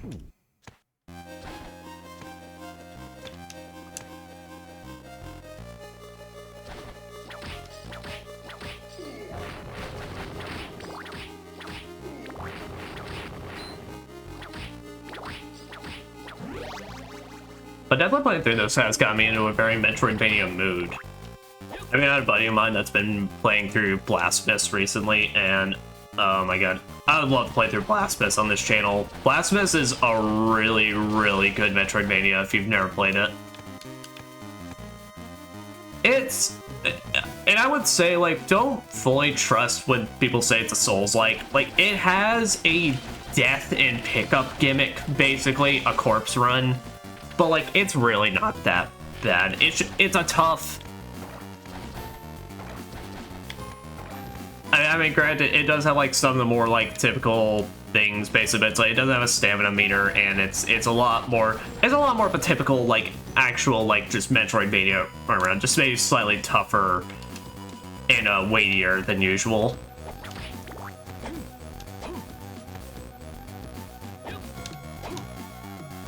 I have yet to play its sequel, though, Blasphemous 2, but I really want to, which is why it's like I would probably love to stream it. Just so it fully gives me that idea. Now, I do have a question, though, about these things. So, I get, like, they vomit, and that makes another melty skeleton. That makes sense to me. Why does that also spawn, like, the swords and wands in their back? Like, is that part of the vomit, or...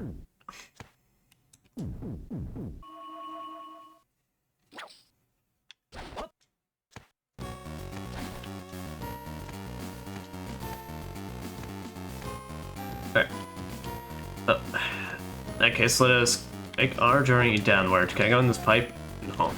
No pipe for you. No pipe for just. Yeah, I'll rock the pitbull. Well, if you're struggling with that pinball section, for some reason, then it's like you could get a pitbull here to make your life slightly easier.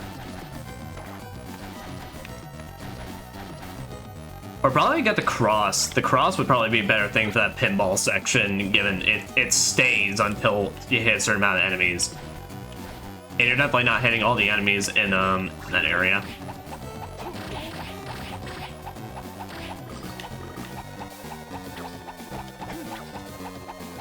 Oh. Invisible wall. Alright. Wait, are all of them like this? Wait, are all of them supposed to be an invisible wall like those? If so, well then fuck. I mean, I'm gonna be kind of that guy. I think that's a bit lame. I would much rather you just have a hidden wall to make a lot more sense, but you want to be.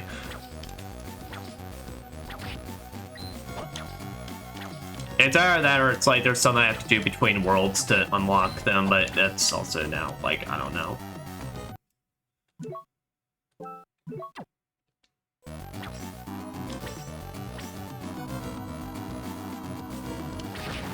So I think as long as it is, you got the white around you as well, then it's good to go. Earth ring. Is that equipped to that? No. Guessing just resistance to earth. Increases the strength of the holy book. Oh. It strengthens up my Bible.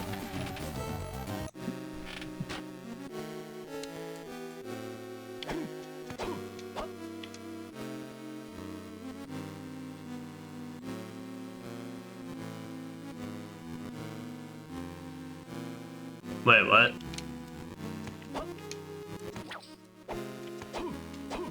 So wait, there's a dead end though. So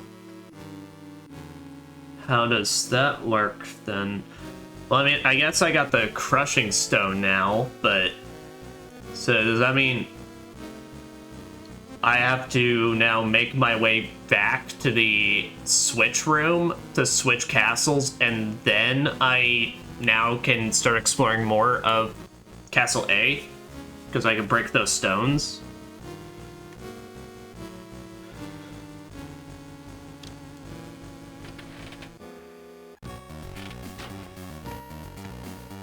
Because I'm looking around and there's no other entry. There's no other entry or exit points. I think that's what they want me to do. Why? Why is it designed like this?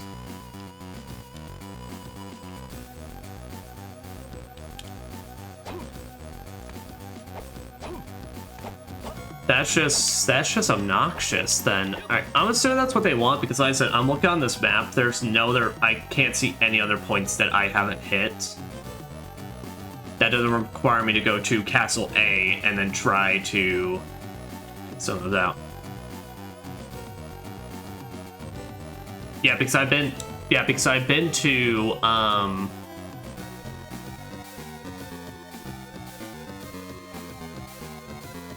Alright, I'll remember this. I remember where I placed this one, but this one above Majma's head is a teleport room in A, but it's not a teleport room here in B, so I don't know. I'm assuming we have to switch rooms because we don't have the super jump, so I don't got access to that.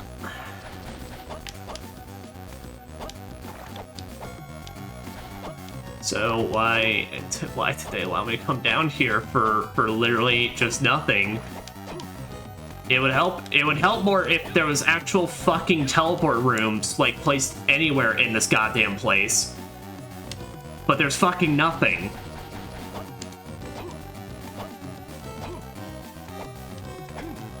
Oh boy. Okay. I know it hopefully doesn't take that long a trip, but that's kind of annoying. Oh, of course it's a fish room, so you can't even just run on through.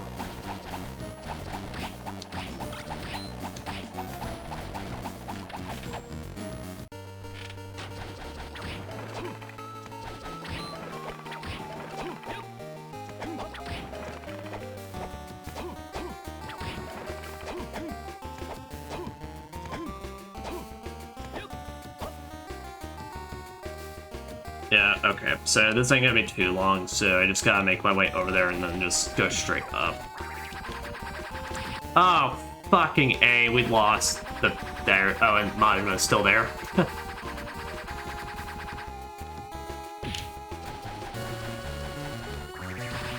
No, I keep forgetting.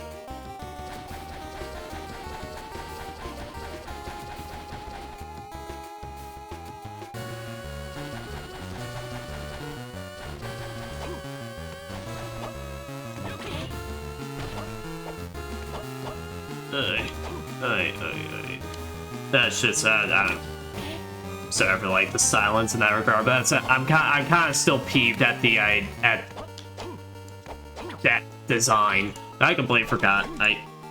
So I said I don't remember that being a thing, but also I think it's probably now just a case of just purge my memory. But again, this wouldn't really be an issue if that fucking door at the north was unlocked. But for some reason, they wanted to keep it locked, and now and it literally would just made everything so much easier to do.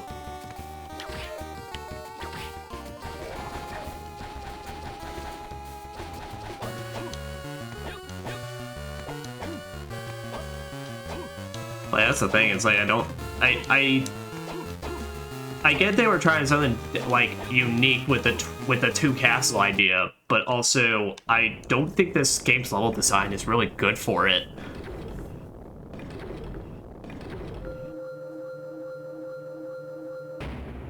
Alright. But now we'll basically continue downward, and we'll have to see all the new areas we couldn't do previously.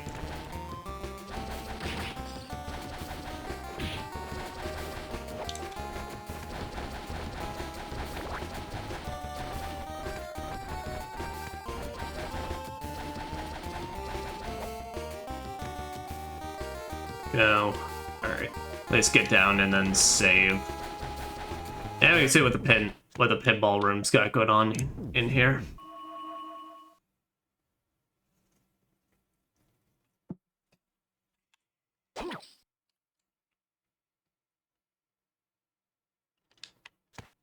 Yep, you guys should be able to go down.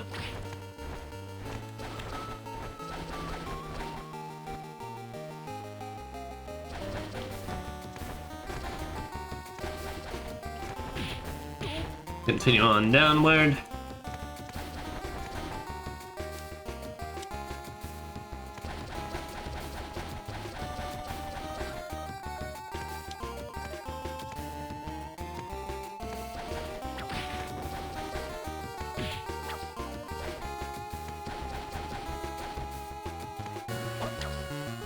It's a merchant room with the thing. It's like you need a special card or something.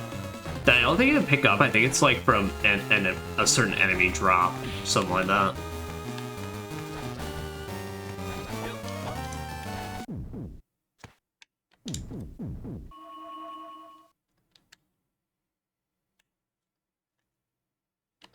Alright, 118. So, oh, it's there. Yep, that's the same.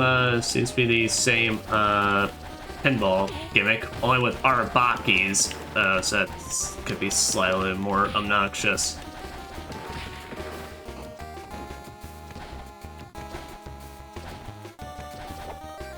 Oh, this one's much worse though, because it's like, oh, you got like, alright. That alone has probably screwed me, so we are going to head on out. Okay, yeah, but this one's a lot more challenging.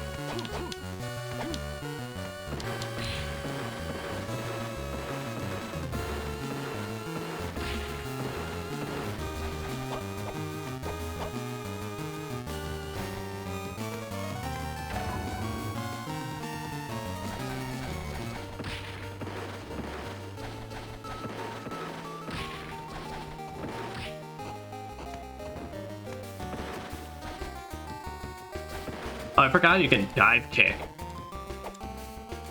So yeah, use that to get a little extra speed.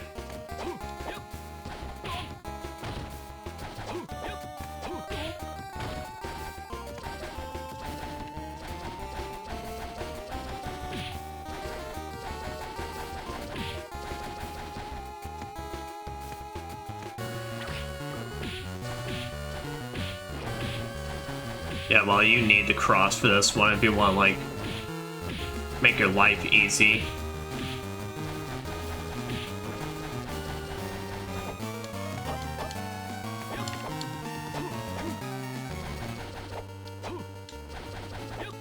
Yeah, that was definitely a fail. Yeah, so I guess it's like we'll have to double jump around the dragons. Yeah, because we would have been close, so that's how we get our Thunder Book. So yeah, we definitely want to do this.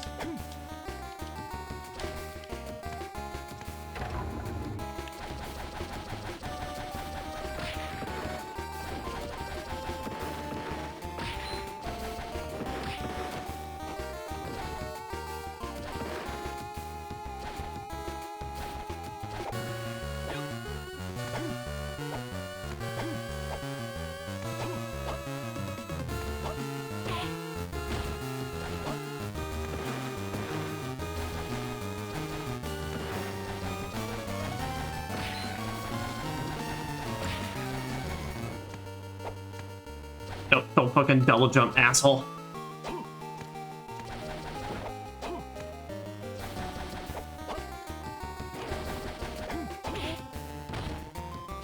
Don't dunk. That literally his control probably fucked me on this.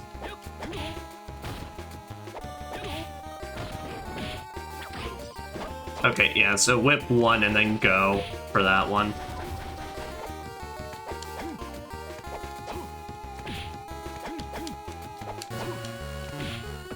God, they really have to put these shits in here, though.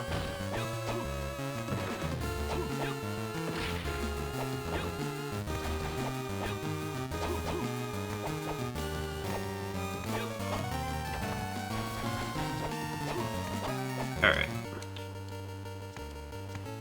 Well, I just wanted a better idea. I mean, we would have made that pretty much if I had known the strat for the third tower.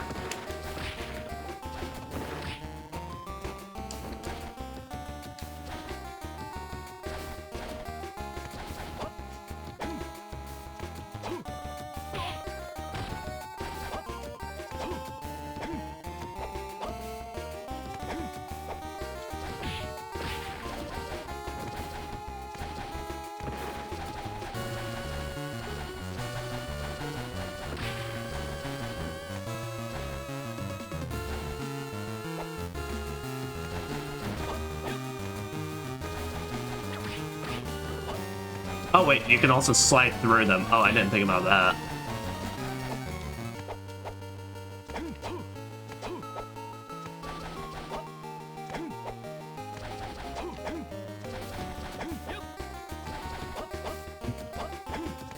You whore. Alright, well now we know that. Alright, so no, we got this in the bag. I know that. Now that I know I can actually slide through them.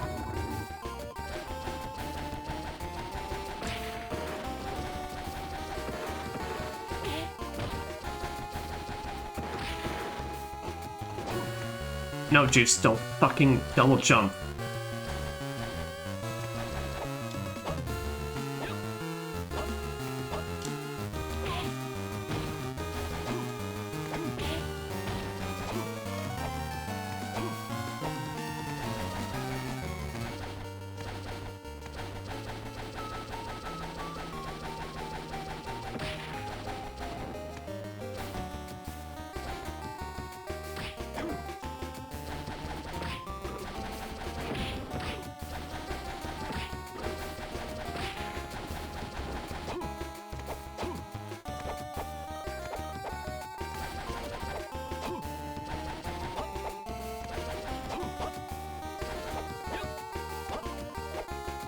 Damn it, why is your double jump so fucking slow, you ass?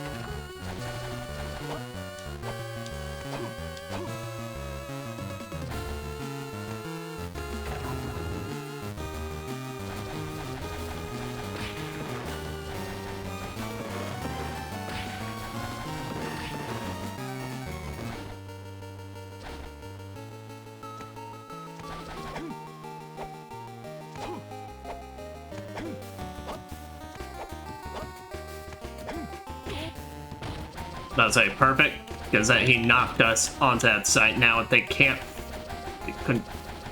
fucking hit me while I'm doing that.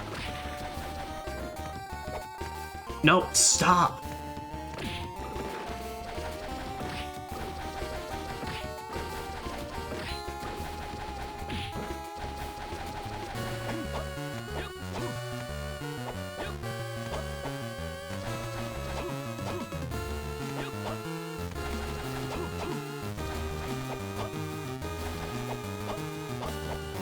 There we go. Alright. Good. Lucky cat. I certainly don't feel lucky, but made it. And we got our bolt book. Good. Good. Alright. We combine with some women cast lightning. So with the dagger, sends an upward spark, which is... Oh, that come falling down. Okay, about to say that didn't look all that useful. Alright. So that... we gotta go back in for that bottom left corner, though.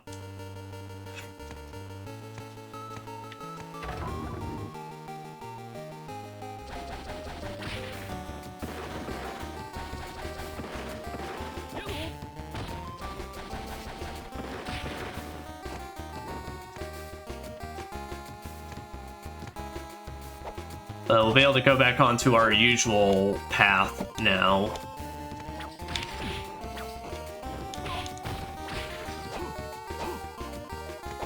And see about, well, I guess hopefully we can find some new... Well, I mean, we'll be able to because we'll actually be able to teleport out, which is the major thing.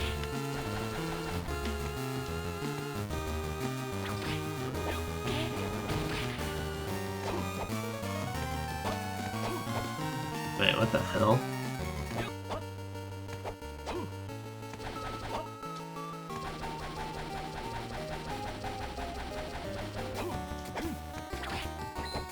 There like some way to drop into that from up top?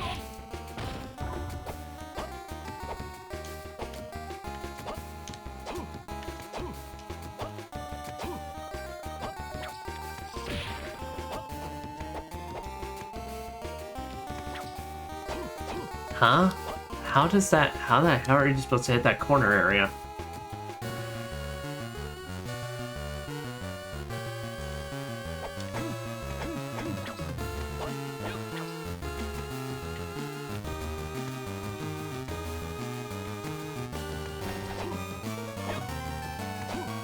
It doesn't look like there's a way to get there. And I'm pretty sure there's nothing we could have done in the other castle to make this, to do something about this. So I'm very confused.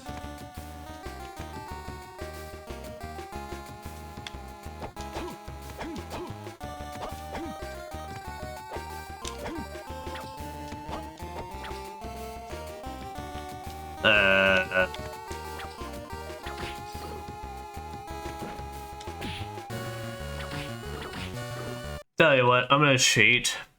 Frankly, just because of the fact I don't want to like leave this place and then realize later that there's a part of Vlad there, and then we have to make our way all the way back here, given the amount of backtracking we have to do anyway. Okay, saying there's a... Okay, I saw found a answer. It said there was a hidden platform or something.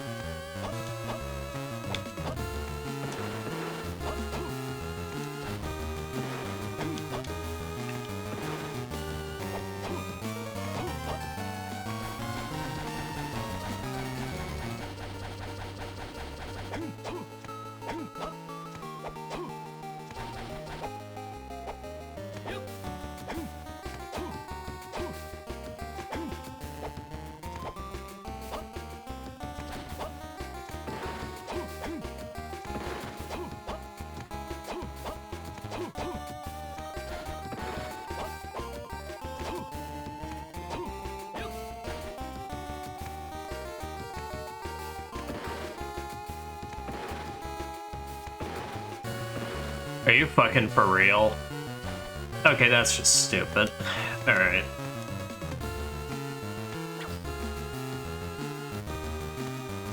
Oh yeah, and you gotta do this because there's a fucking Fang of Vlad in there. Why? Why would you...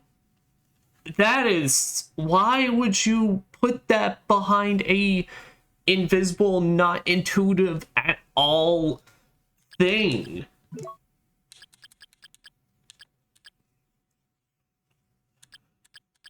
Like, that's just... Okay, one of Draco's bodily remains increases defense. Alright, yeah, and this is one of the good ones. But, like, that's just awful fucking design, because that's an important thing you need for this game. Now, I can't remember... I think you do need all the parts, so... And yeah, you can't run through this normally. You have to specifically slide, which I get... The platform is supposed to try and, like, tip you off, but you shouldn't put that kind of level of shit behind a hidden, like, wall, especially since the hidden walls in this aren't... That just pisses me off. Alright.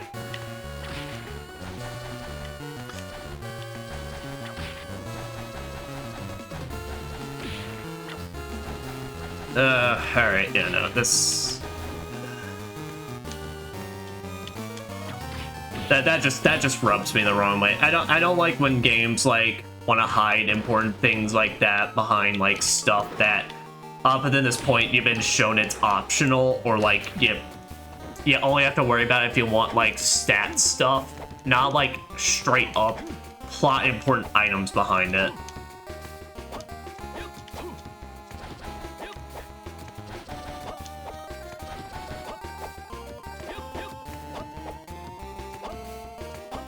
But we might be taking a break soon. 123, yeah.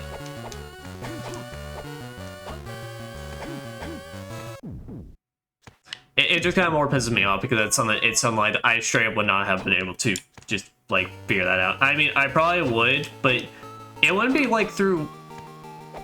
I guess it's more like my issue with it is it's like that's not really me like properly thinking, or that wouldn't be a like moment of like a light bulb going off and be like, oh, maybe this is the answer type thing.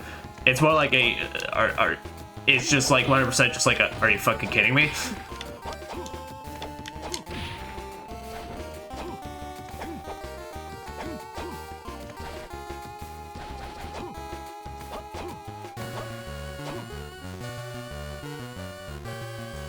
Alright.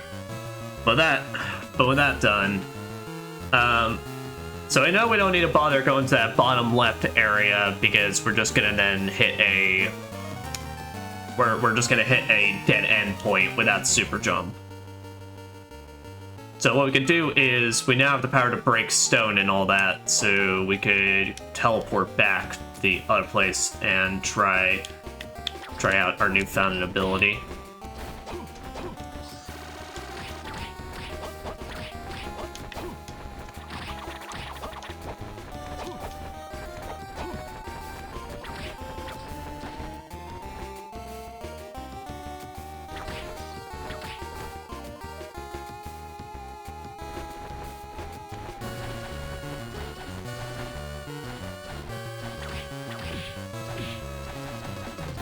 A lot of swords, a lot of not fucks to give.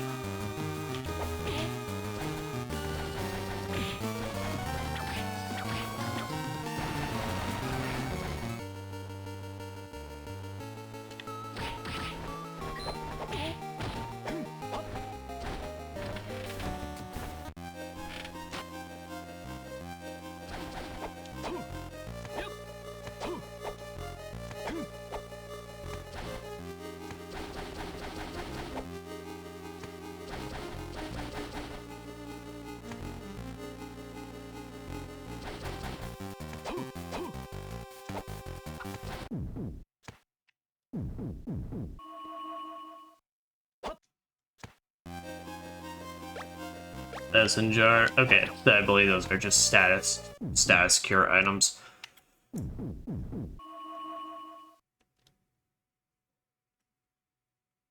Yeah, I think we'll definitely play some Night Rain tonight. I think that will be guaranteed because I do need a bit of a cleanser after this.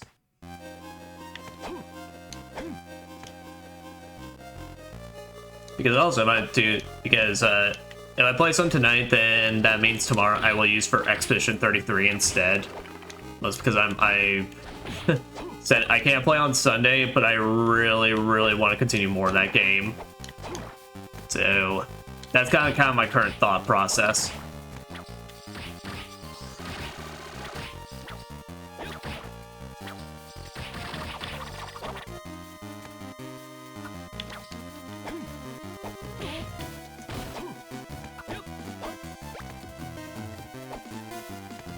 Give me some anti-venom. Alright, we have a way here that I just didn't go towards. Oh, I know this is where we fought Maxim, so that's what's up. Oh, but now Maxim is also here. Juice. Maxim! It's really you this time, right? So I see you, friend, to my other self. Okay.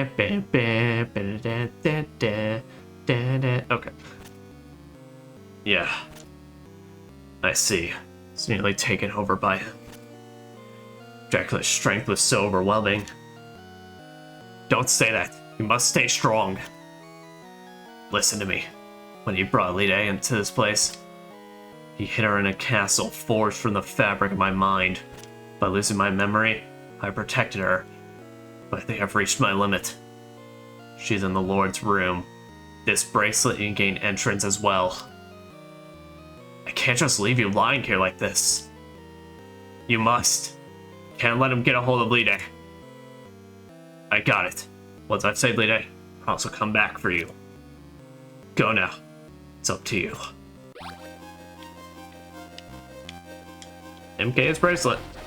Yep, so I believe you need to at least do that to gain entrance to the final area. Like I said, I do believe we need to collect all the actual pieces to do the finale. Alright, well now, with that being said, guess we can teleport back.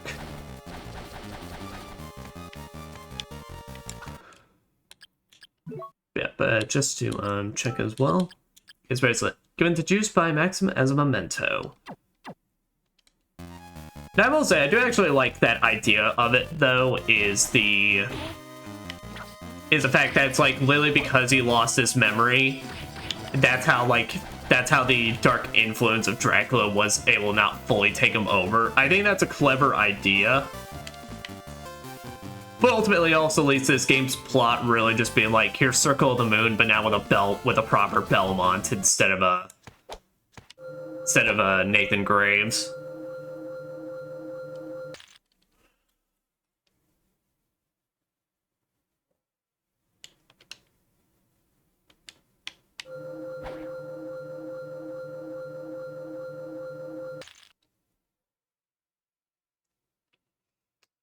Wait, so this takes us between the two...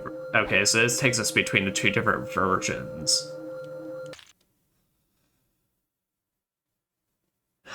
Alright.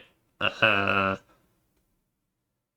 then if that's the case, well then we got that further teleport point up to our left that we can make our way towards. But otherwise, I don't think there's straight up any new rooms we can do. God, just let me just run past these enemies, fuck.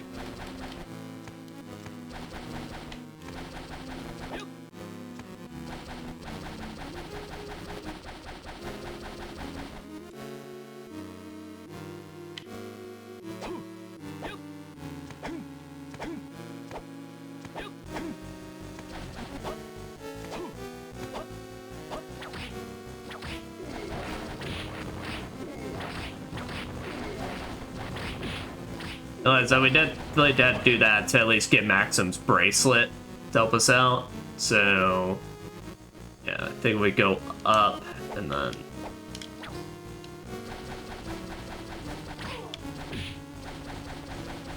Brother, how are you not able to one-shot these bitches yet?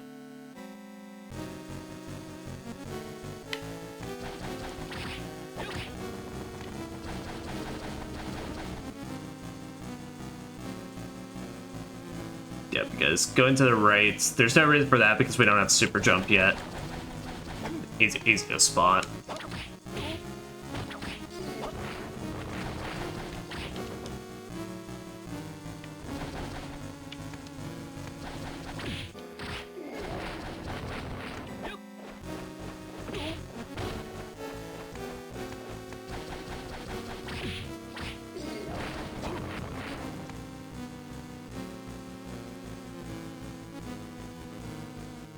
Because if we go, because I think the problem is, I remember the reason we couldn't go through those doors is because they were locked. So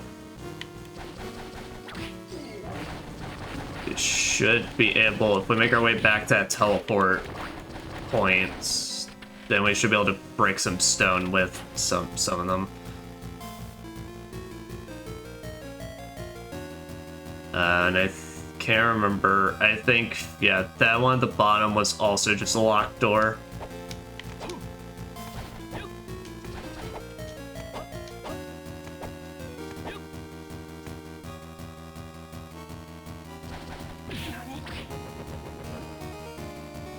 Yeah, I think I'm not remembering right. So yeah, I think like this game doesn't actually even have the teleportation points. It's literally, they only have like the different points you can use to go between the different castles, if I remember right.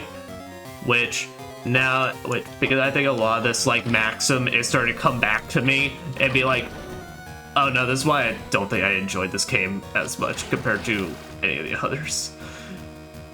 It's definitely all hitting me like hitting me like a fucking freight train at this point, unfortunately. Really, it's just a bunch of, like, just weird design decisions that I'm like, I can't even think why, you know, when it comes to a Castlevania game, let alone, like, any kind of exploration game, it's like, why pace it stuff like this? The other reminder, we've had those locked doors, and we haven't found a single way to unlock them, and that could, now at this point, be potentially one of two things. Either we just haven't encountered a way to unlock them, or literally I've missed something that's caused, like, crucial, like progress into making our lives easier.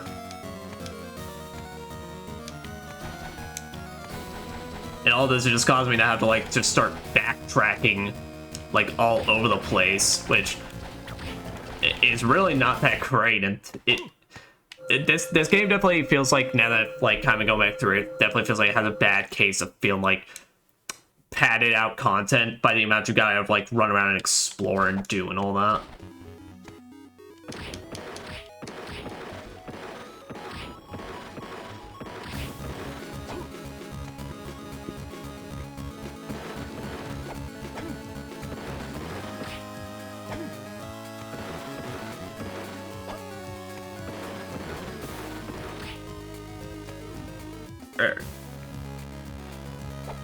Like I said, we have the ability to break stone now, so we should be able to at least make some exploration progress. Yeah, because with the ability to break stone, we can now make our way down to the basement area in Castle A. So the rest of those points on the right, I believe, we can't do anything about because right now they're just locked. They're locked by other doors. They're locked by keys that we do not have, so we should just make our way to that bottom area then. Just at least at this point, just unlock the rest of our mobility upgrades, so just so that way if we unlock everything, then as we're exploring both versions of the castle, we're guaranteed to have access to everything we need to find the places we need to go to. So let me check. What was preventing me from doing this area?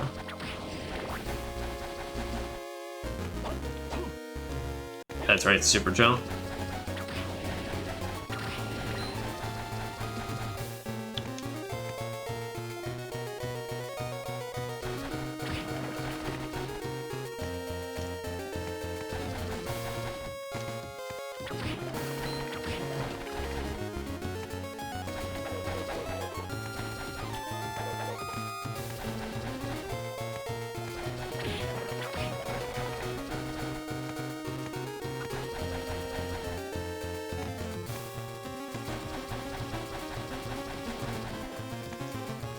Say shmoo shmoo shmoo, Juice Belmont. Alright. There we go.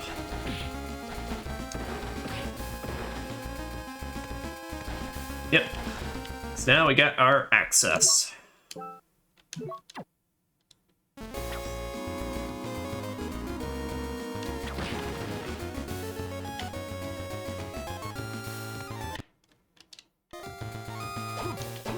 And it's actually to a super jump zone. Wait, what? Why? Then why? That's... Why make it look like that then? Why make it look like that's gonna lead me to progress to then cockblock me?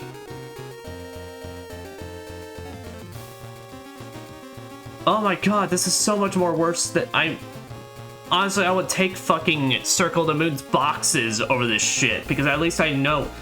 Well shit, now I don't know where I am, because I mean, I can check the rest of those places, but I'm pretty sure those are locked by the doors. And now I'm worried that I've literally just gone all the way over here and I can't do anything now. I'm gonna go all the way back because there's something I missed. But like I said, I'm looking on this right side. There's nothing I could have done. because it literally, I just came to a door that said it was sealed, and then... Alright, I guess we'll check the doors then.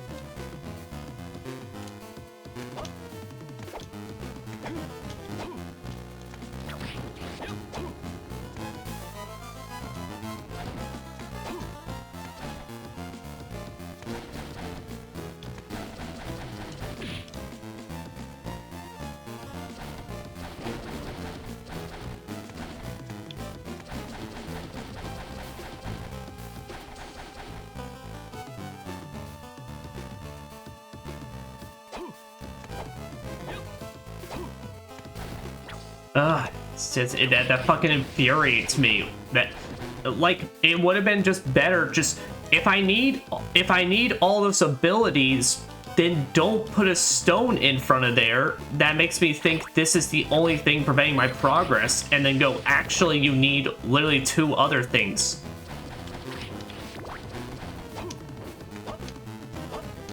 All that has literally done is now make me feel fucking stupid and feel like utter dog shit, because it's now about to make me feel like I've just wasted my entire time getting here.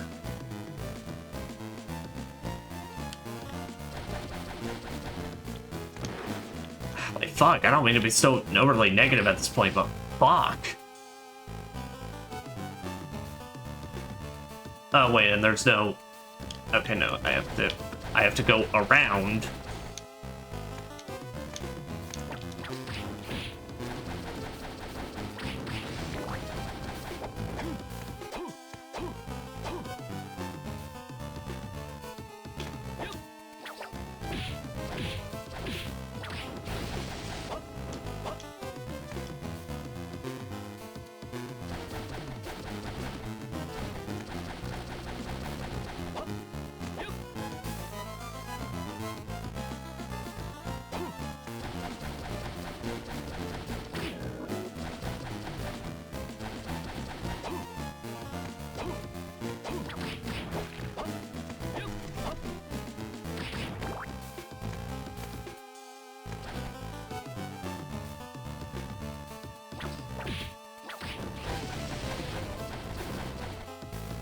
Yeah, it's locked. It's locked. I haven't found a green key to go anywhere. So where the hell? And I guess I have to try now that one at the very top, but...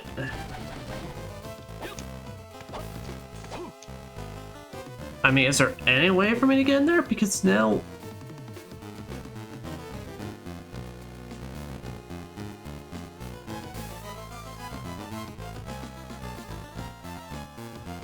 I mean, I guess there is slightly more in the green we could try again, but it seems...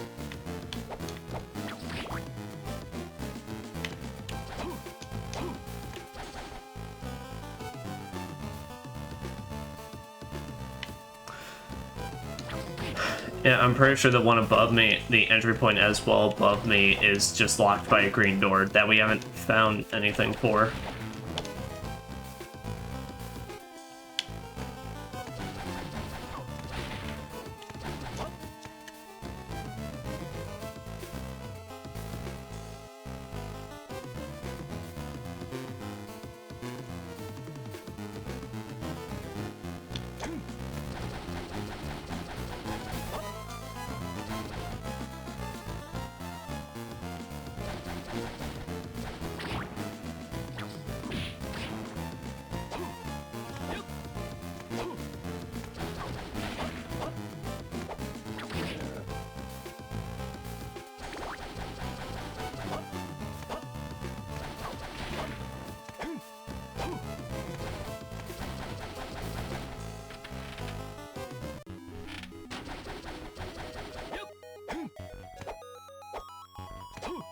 Otherwise, then there literally ends up being nothing and shit.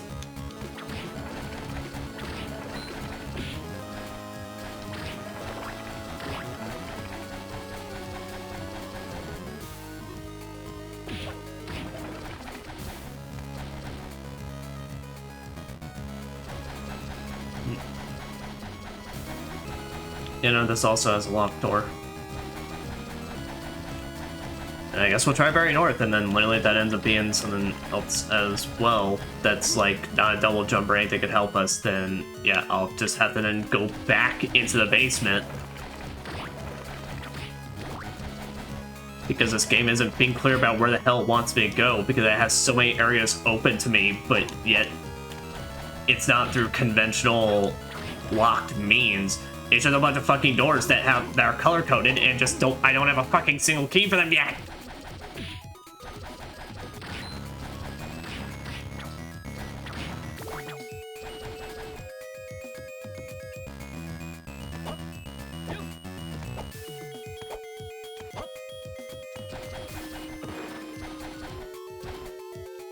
Oh, well, okay, that's where we got the fire. Okay, so this is where we missed the fire book. Okay, so there it is. Well, yeah, we get the very least show off both fire and lightning now. So I guess this trip was a complete waste of time.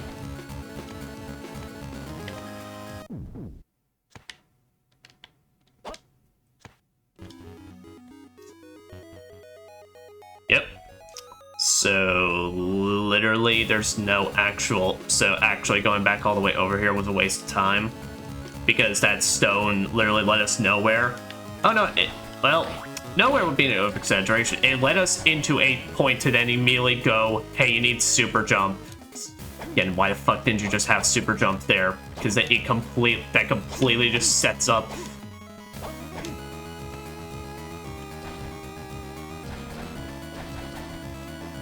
The only time you should ever do that in a Metroidvania is if you're trying to tell your player you want to use multiple skills in tandem in some sort of challenge, basically. So like obviously Guacamelee was not a thing at this time. I get that. But games like Guacamelee, they do that well, where it's like challenges where they want you to use multiple upgrades at once is basically because they want you to use them in tandem to actually solve their little puzzle. That's not a fucking puzzle, that's literally just a dick fucking move where they just go, actually, you need this instead.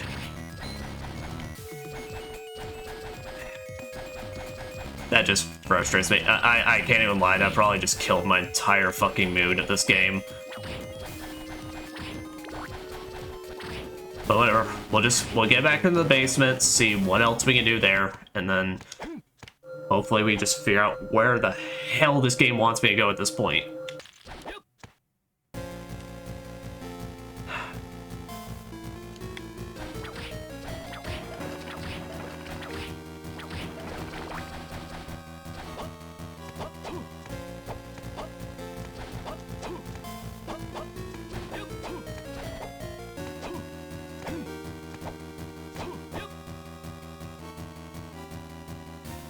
I guess we can see what's at the left here, see why I couldn't do this place.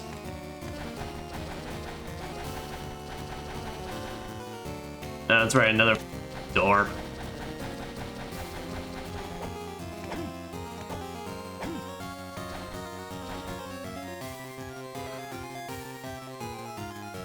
Well, no, but all that stuff at the top was locked as well. I don't know where to go. Alright.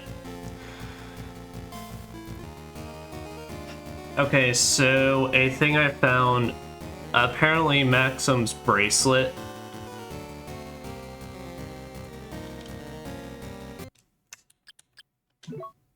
So apparently.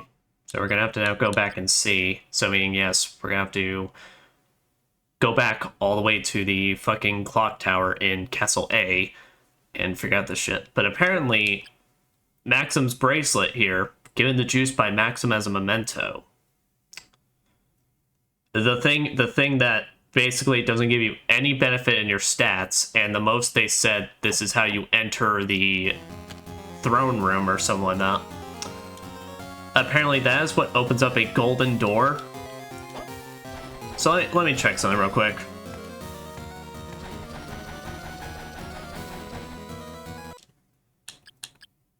Apparently the door that said it was sealed, basically, I think that's what they're referring to. Apparently by having this thing, what lowers my defense the least. is locked.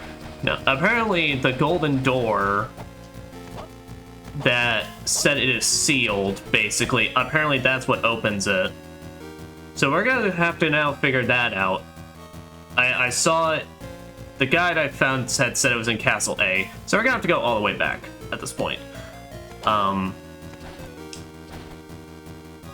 And I'm just being real, if this turns out to be correct, I am going to scream. Because that is so fucking stupid. Because if that's the case, then why can't you literally just say opens golden gates? Instead, you have to literally just keep it up. I'm holding it. I'm trying to hold my patience, but I mean, this game has now. I mean, this game has now fucking trolled me twice, and it's pissing me off. Which is why I think we are gonna get the point. The moment I find new way to progress, we are calling stream. Because holy shit.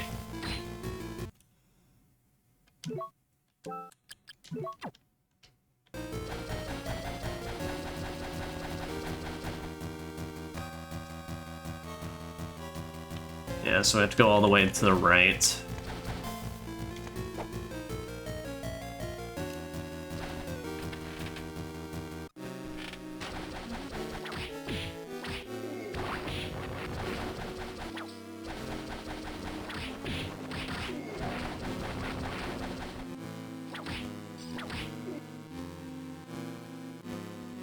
Yeah, we still have to go all the way around because this map, these two maps in these games were designed by fucking assholes.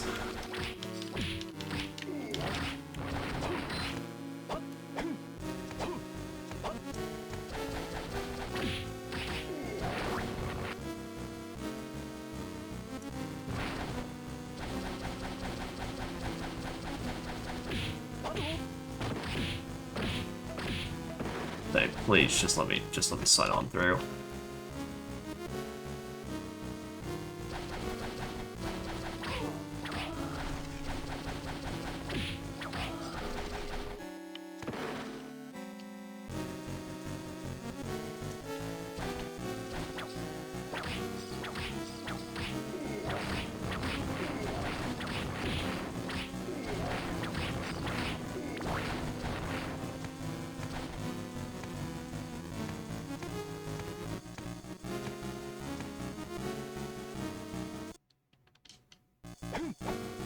Alright.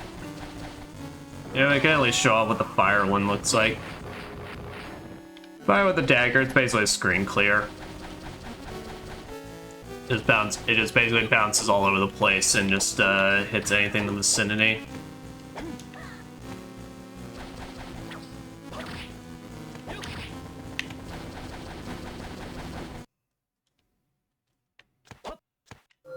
Alright. So now that we're back in Castle A, which is the guide I had found that said something. So, if I remember right, the golden gate's gonna be at the very, very tippity top.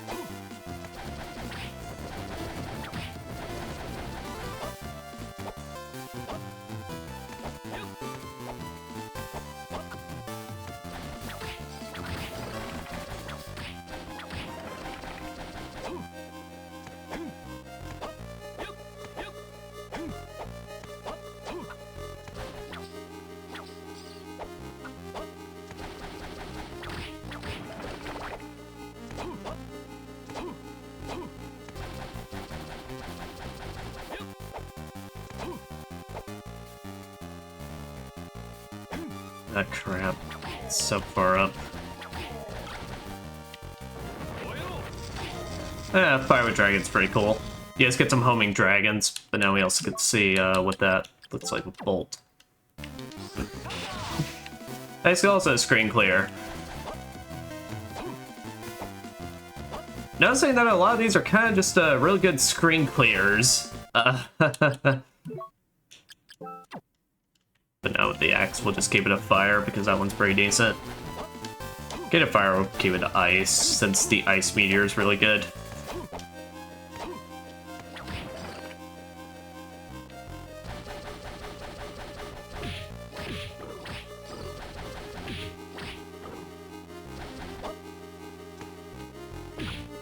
Here we go.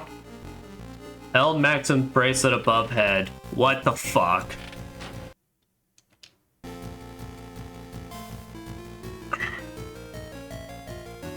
Okay. I know. I get that they said, hey, this will unlock the throne room. Why the hell can they just say it unlocks Golden Door area? I mean, because this isn't even the throne room. This is leading to the fucking staircase. I just. But I mean, I will take the hit in terms of like, yeah, I could have thought of, you know, let's try this out first just to see. But I still think the phrasing of that, and on top of that, I still don't think it forgives the fact that they literally just like fucking jokes on me. The fucking stone breakage that led into a super jump. I still think that's kind of fucked.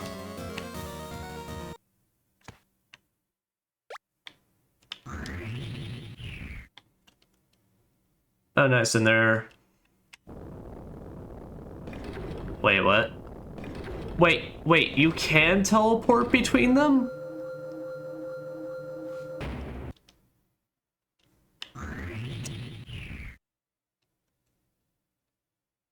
Alright, everybody, would you like to know how you teleport between these? That they have not told you at all? You have to hit down on the D-pad.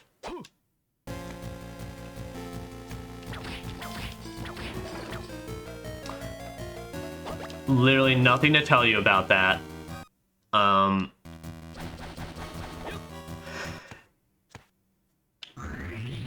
just what the fuck is up with this game? And just like all of a sudden it's just like it just wants to fuck with me. It's all right.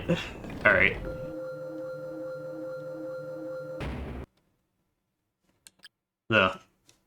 I want to take a second just like really fucking address everything that's happened in like the last 30 minutes. Okay, so like I said, I will take the hit in saying maybe I really should have just then thought about, hey, Magic Seal says it unlocks this, let's try it out. I'll take the hit for that.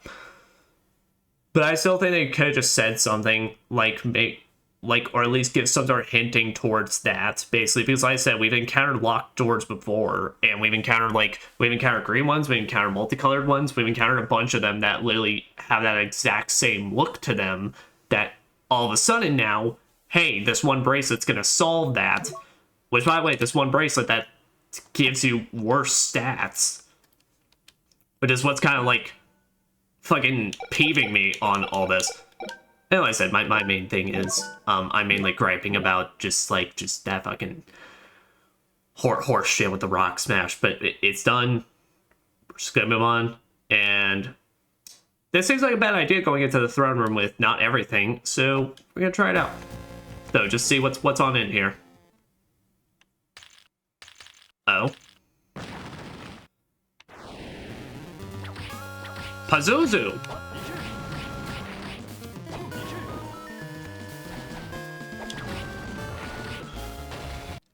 Okay, that cross seems, so basically seems like fire and the cross, you summon a big, cross explodes in it.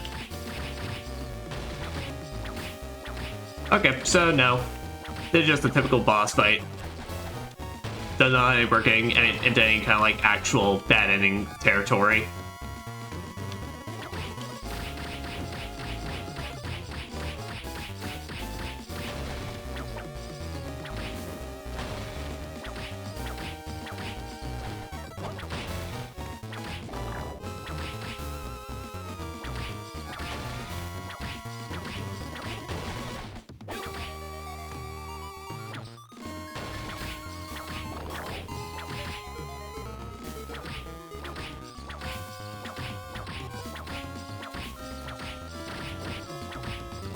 Swat all bitches away.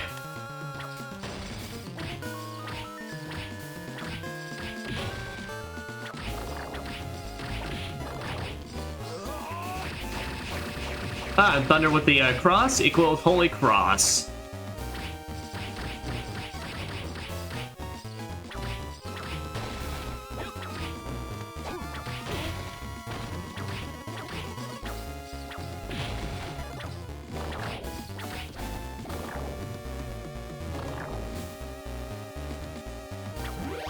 There we go. And Pazuzu is down.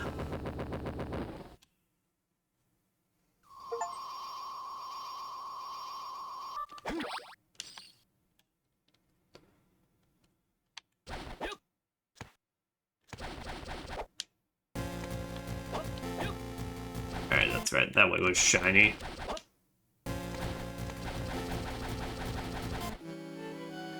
Lide! Juiced! Is it really you, Juiced? Are you alright? Are you injured? I'm fine. Maxim had me tucked safely away here. Oh, I see. Didn't he come with you? Maxim's waiting for us outside, I think. Hey, what happened to the person that brought me to this place? You mean that you don't know who was that kidnapped you? Until Maxim came to my rescue, I was blindfolded. I see. Okay, let's try to get out of this place. Yes, let's go. So this is where you've been hiding. He too is a bold man. No! Lady! I shall have this maiden for myself. Just save me! Damn. Let's hurry after them.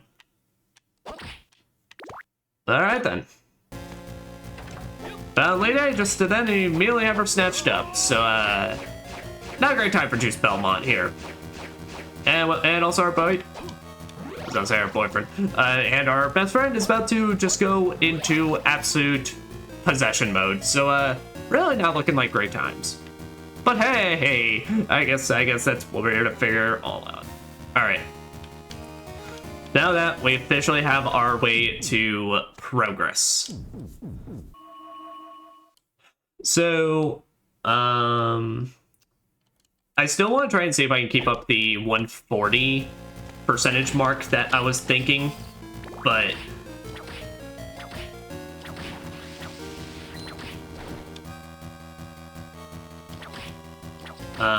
we may. No, we're gonna see what we can do. We'll see. We'll still do it basically, and then once we hit like 140, then I'll probably call it stream. Just because then that's enough percentage that we'll definitely be able to then beat this game by next session. Alright, Holy Water plus Thunder equals a spark that basically travels on the platform we're on. Holy Water with Fire equals a very bouncy fireball. It's actually pretty cool.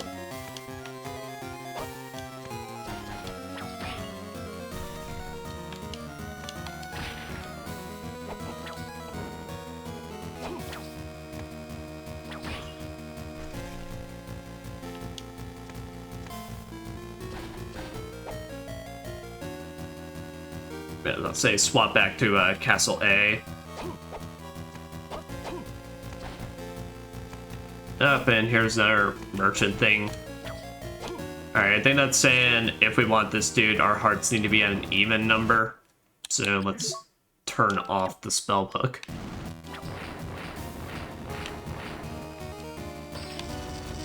There we go. Alright, do you get anything that's worth it? Play glove, glove sucked with much blood. Increases the strength of the Sacred Fist. That's what it's called, the Sacred Fist.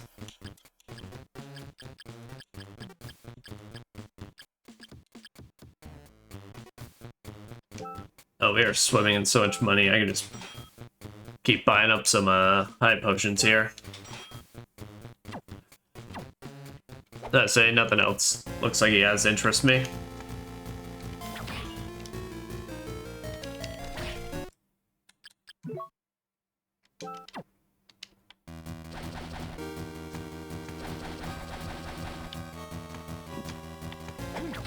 Okay. Just begin making our way. Oh. Oh, that's actually a pretty decent one. I remember that being pretty decent one. The fist with the fire makes it so that you spread those little those little projectiles.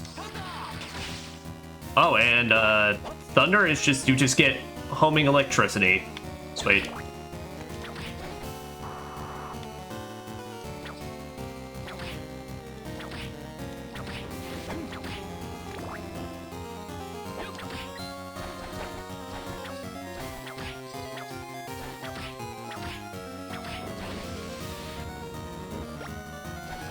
Castle drawing.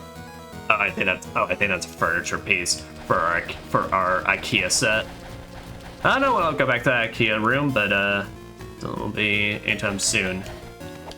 And there's a boss room right there, and a save room right here. Understood. Let's go ahead and get this sorted out then. Oh, it's another Minotaur. This one has a ball and chain.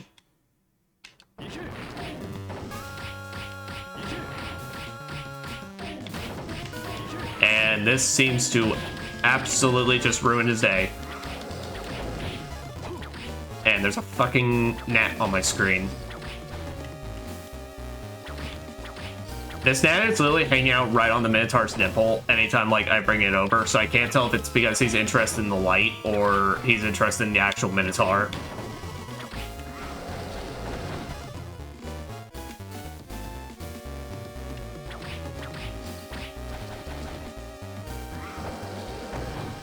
Yeah, I mean, the ball and chain basically technically does more damage, and technically the hitbox is always active, but I mean, it basically follows the exact same trajectory as his axe.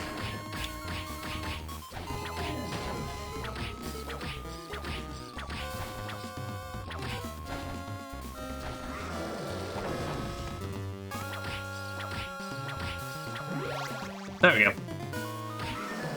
I got some good hits on me, but that's just because I kind of ran into the ball and chain. That's no issue at all. Beat Minotaur level 2. Excellent.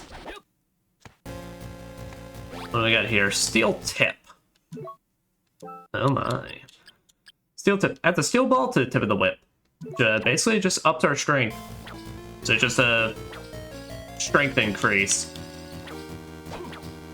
That seems like that would totally fuck up the how you could actually whip with that thing, but hey, I guess Juice will just make it work. He is a man of focus and concentration and steel ball tips. He's very excited. He's very excited for Steel Ball Run whenever that we get more news on that.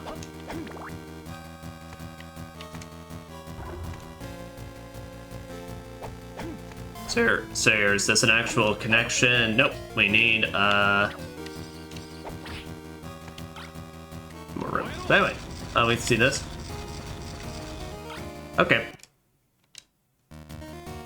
Bible and fire equals big fire tornado. Oh, and summons a gear shield. Yeah, I could probably make use of this gear shield, actually. So, you know what, I'll take it.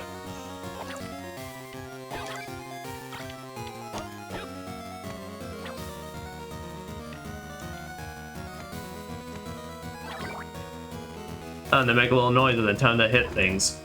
Cute.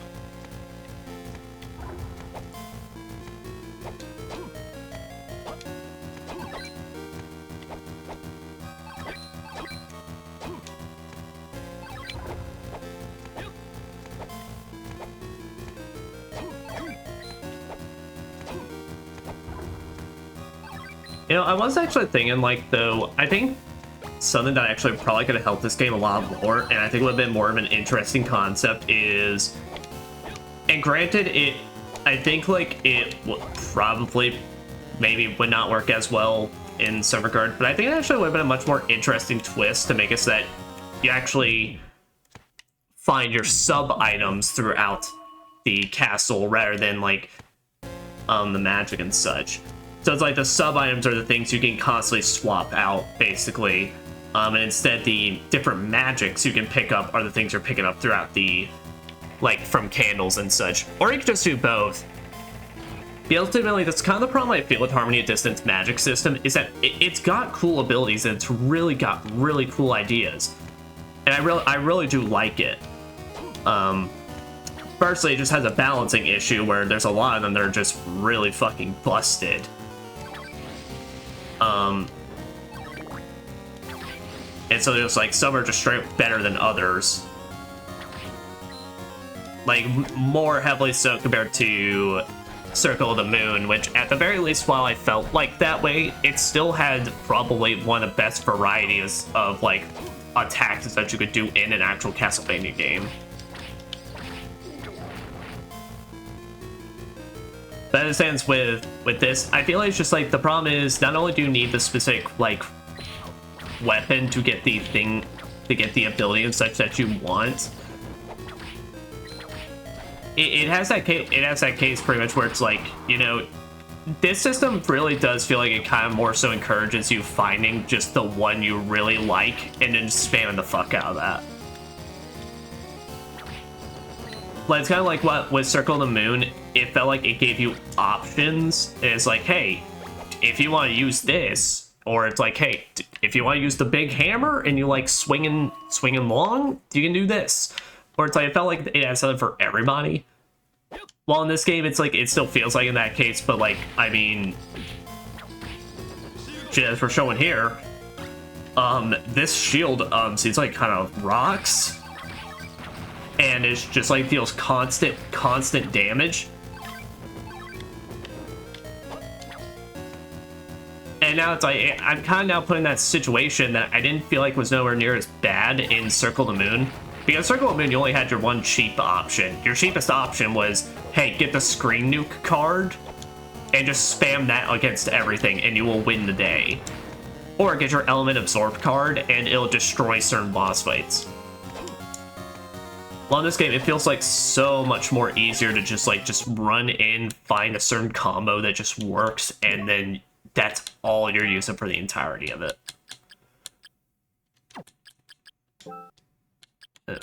Holy Ring.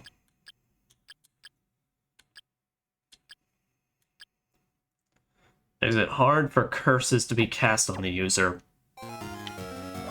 Does it give me resistance or not? That just makes it sound like it. I guess I have less of a chance of getting cursed.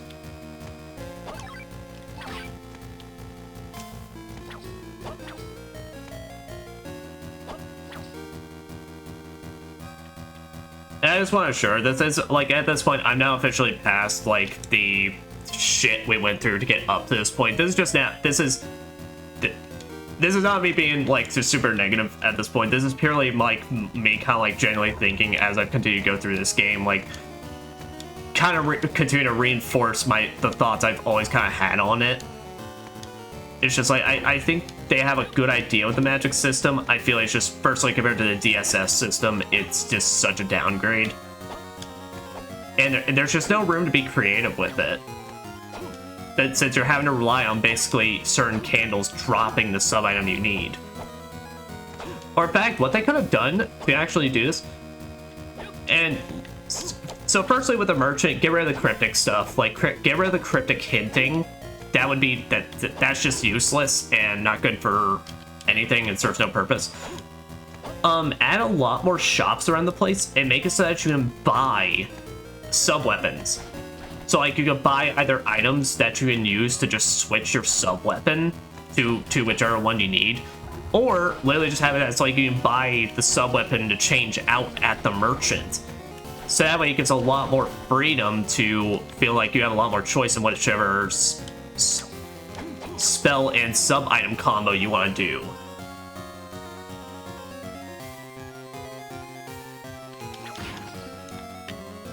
Man, I don't think the Spectre was ready for my big ball. And again, rarely is anyone ever ready for it. Dang, that boy's got the worst out of all the lizard boys. This deals so much damage.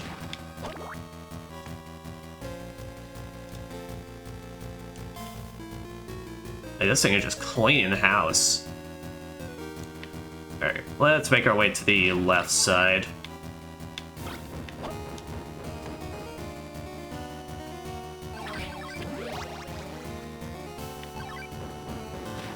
That's it, you can't even get in, you can't even like attack me. I'm just a walking arsenal.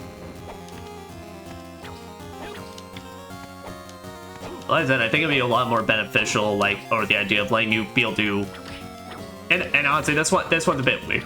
This is more so, I think it would have been more of a creative twist, because now it would have leaned into more of the magical aspect. Like Juice is a Belmont who is utilizing magic around him to, you know, fight his battles. Like he still has all the typical Belmont's tools of the trade, but he's able to take advantage of a lot more in his surroundings and such. Yeah, I said as it stands, I mean, Juice Belmont, out of all the protagonists, I mean, him and Nate are pretty much on the same ground of like just really, like not a lot going on there. But still, it feels really disappointing. Yeah, it feels like this was finally a chance. It was a chance to like have a proper, honestly, what feels like a Belmont that we could have given really proper development in. Because I mean, I love this series, but really, I mean, you love these Belmonts because of their designs and such. Because like, story-wise, not any of them got anything going on that's like cool or unique. Like, you are liking them because designs, or you've watched the Netflix show.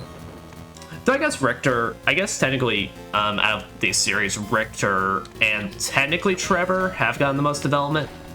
I mean, that's probably why the Netflix show focused on, did seasons for those two, since they technically had the most material you could work with. Even if those shows are take creative liberties for what they actually use and don't use.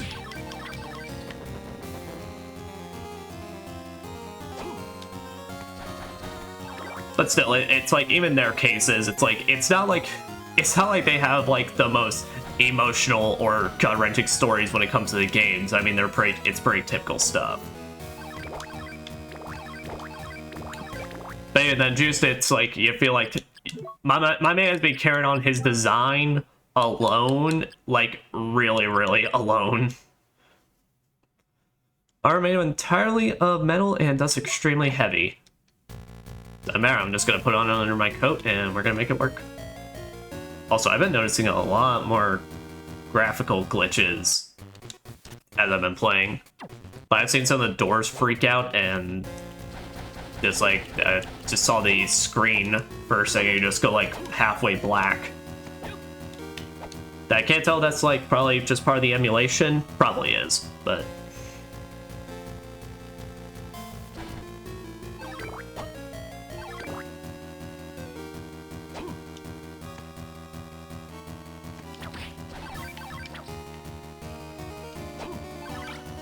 Oh. That's right, we've already seen it.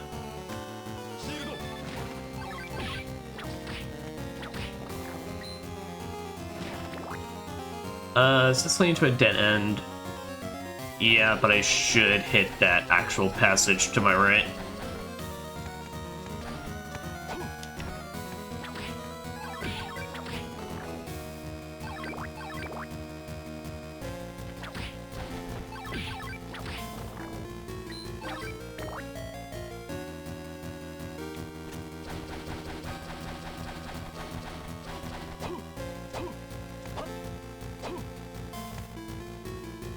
Yeah, because I mean, starting with Aria of Sorrow, that's when they kind of like started trying to, I feel like, do a lot more with their plots and all that in this series. But even then, Castlevania is not a series that is heavy on its plot, which is why I want to emphasize. It's why I'm not like really saying this game's bad, like plot and all that, because like I said, it's not like the last game we played had any better concepts going on. I'm just gonna move on. I got a teapot and a teacup.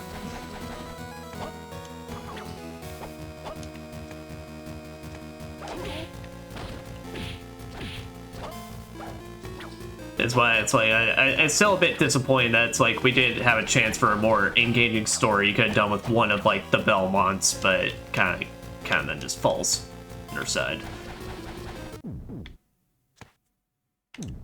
Because mostly I speak that as because any other further Belmonts in the series, well, they get moved to side characters rather than full-on your main characters.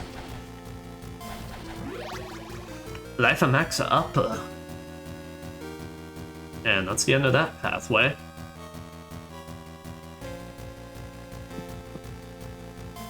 Alright, and we have officially hit 140%. We'll go slightly longer, hit like 3.5 hours to make up for my tomfoolery around earlier. Even if I may not have 100% forgiven this game, it's like we are now past it.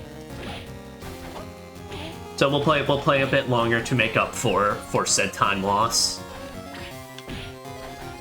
I think it's not like I'm fucking speedrunning this shit, which Castlevania games I could especially never speedrun. Damn. I think I brought this up in the past, how it's like I cannot speedrun to save my life. Like the idea of knowingly running past something or having to ignore it and just skip cutscenes. Honestly, funnily enough, the skipping cutscenes thing is what kills me a lot in my games. Yeah, because even in Sonic games, it's like, you know, if I'm playing a game, I'm wanting to view, like, it's because I'm playing it to read the story. It's why even, like, on my attempted speedruns of games I've done in the past for, like, stuff like Sonic, and I've done at least one Kingdom Hearts. I've tried to speedrun Kingdom Hearts at least once, but I literally kept just, like, watching the cutscenes over and over again. I had to remind myself, like, 15 seconds in, oh shit, I'm supposed to skip this. Greed Amulet.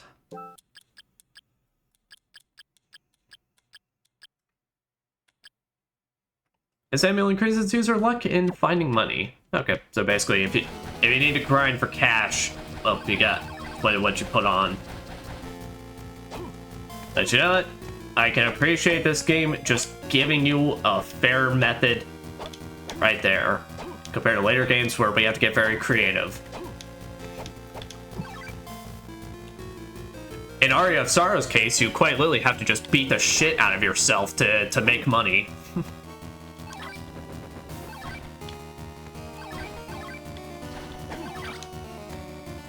We've already seen fun. We've already seen the fist. Now, I do solemnly swear, though, I will not use these shields during the boss fight, because that feels like that'll probably just destroy it.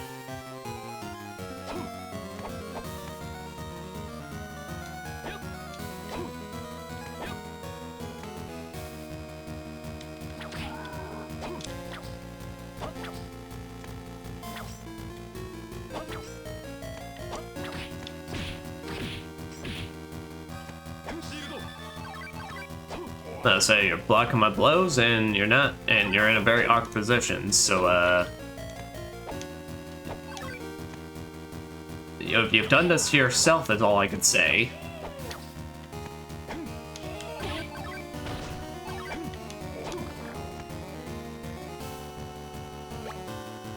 Heaven's Ring.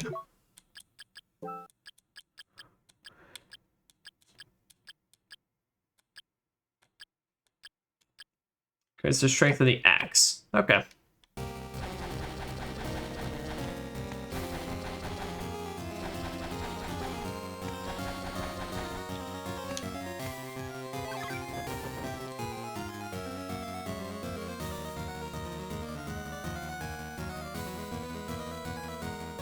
Alright. So that clears up basically everything around here. So now we'll just continue going down. Yeah, because at this point, our only other hope for finding what to do going forward is either getting super jump or finding ways to unlock those doors.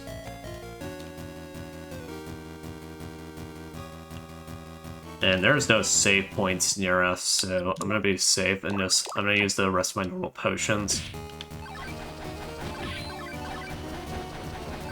And that's just because that one skeleton I just got caught inside of. That just made Juice sound like a fucking necrophiliac. No. And a skeleton that kept damaging me.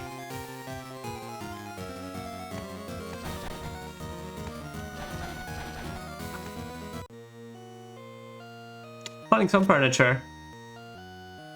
Well, damn. And beyond the realms of two castles, our IKEA room will persist in both. It's the weirdest thing. It's just the funniest gameplay system. It's like, why? Alright. So with the castle and B,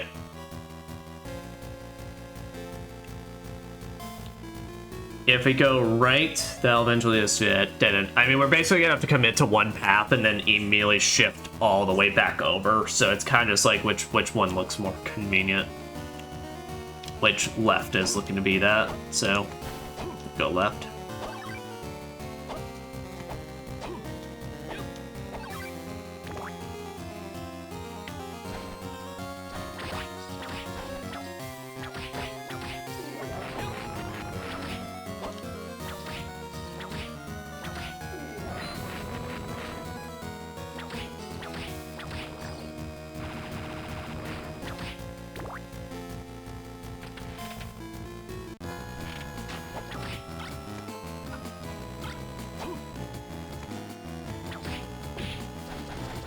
Damn. When do bone archers actually start being able to take more than one hit? I don't appreciate it. It's quite rude if I can be real with you.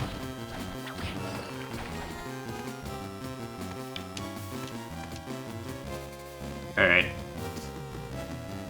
Yeah, okay, and now I gotta bring it back up. Okay, so for those that don't remember this area, well, let's put it like this. It looks completely the same in the B version that we've been to. Like, this has the exact same background. So far, this is looking at the exact same enemies. And it's like, that's why it's doubly kind of like a lot more like, why did we do this gimmick? Because that is just kind of feels like I'm just having now to retread ground for the sake of it. Just because now it's for the completion. Obviously, there could be a boss at the end of this, but we'll have to see. Still, it feels like it would have been a lot better if they had just committed more to the idea of having a second castle with a different layout rather than retreading. And obviously, it's the GBA, so there's only actually so much you can do in that regard. But in terms of this, it's like that's why it feels a bit weird. Oh, well, this is different though. Not any more menacing, but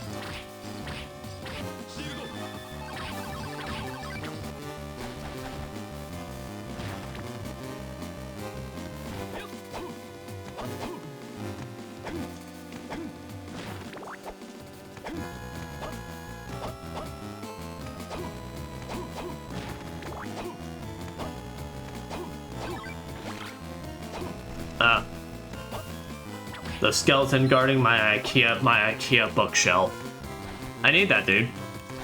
I need it for my more game space.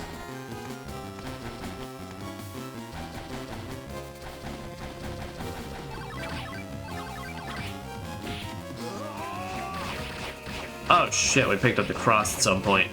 Nope. That's my bad. At the very least, we can put on the ice turret.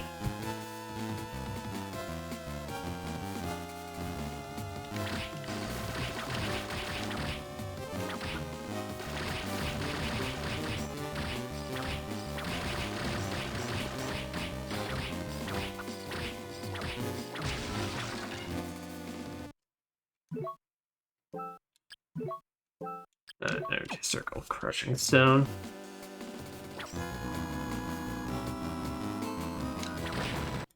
There we go.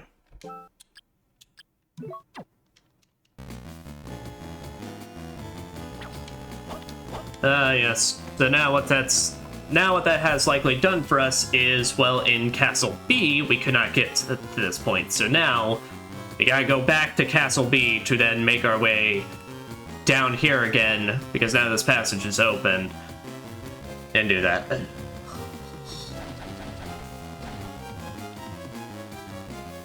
I mean, we shall deal with it, but doesn't mean I have to be happy about it. Lord knows that has not been me this entire part. But at least it has given me the funny idea what I can name this part, the Vampire Hunter with navigation issues.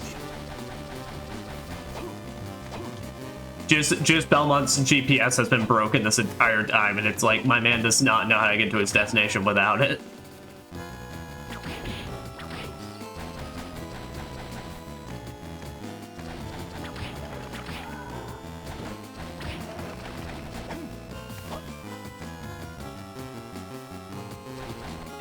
So now we can explore this left area. And we're about to hit 150, which is pretty decent. It's then 50% left.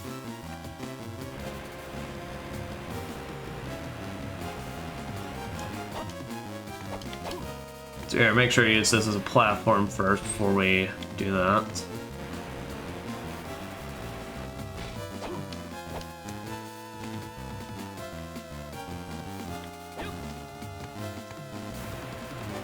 And now we should push this box, but not fully push it off. Basically enough that we can get on the outside and then double jump up here. Simple enough. I do wish they maybe incorporate a little more box puzzles, because I did think those were legitimately cool in Circle of the Moon. And granted, I do understand there's only so many actual box puzzles you could do with, with this kind of style of game, but still, I actually kind of enjoyed them.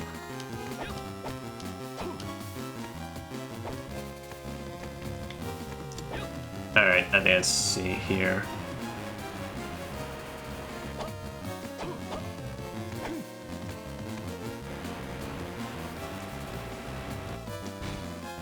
So we drop that down on top of that.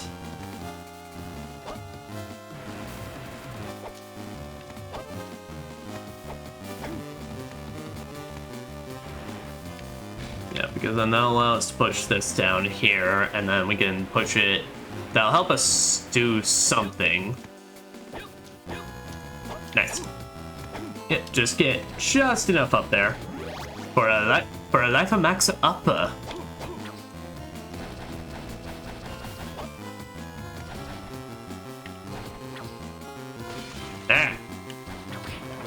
Skeleton glass. Again, crap, they got me. I thought it was gonna do nothing, and then it jumped. This is pretty cool looking though. Like, I do like the fact that, oh shit, wait a minute. That's, the one on the right is the Gaibin.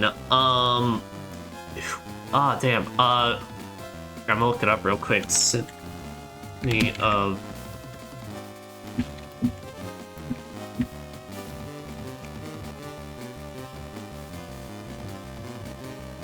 Slagra. Yeah, so Slagra is the one on the left, and Gaibin is the one on the right. Oh, I didn't realize I was their skeletons when I first played. Oh, that's actually pretty cool. I like that. I was about to just say that's just a really cool looking background. But no, that's even better.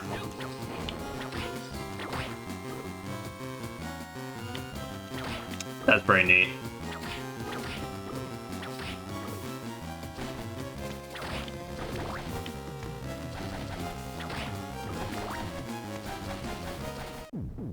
Yeah, let it be known, I will always love Castlevania style. When did I pick up a dagger? Why did I pick up a dagger? I am sad that I picked up this dagger. I mean, with ice, it rocks, but... no. It's fine, we have a lot more spell options available to us, so we'll actually be able to make proper use of it. Okay, yeah, so good, because I have most of this explored in A. Still. explore the rest of this place.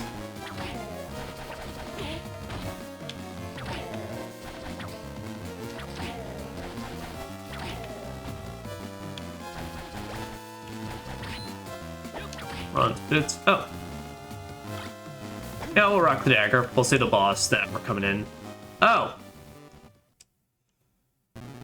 Another legion? Well. Let me see, can I... Okay, this still works.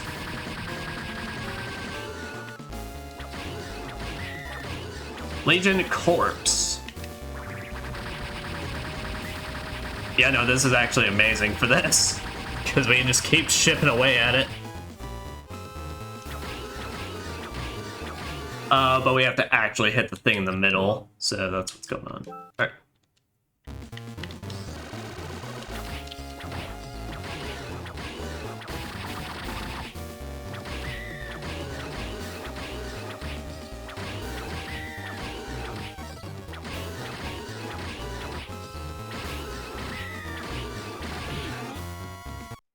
I guess, okay, so thunder doesn't work.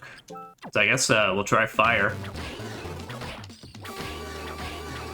But fire requires a crap ton of mana. Oh, but I still got it off. Oh, but it still doesn't work. Oh, alright, never mind. Maybe I should have brought the Bimmel.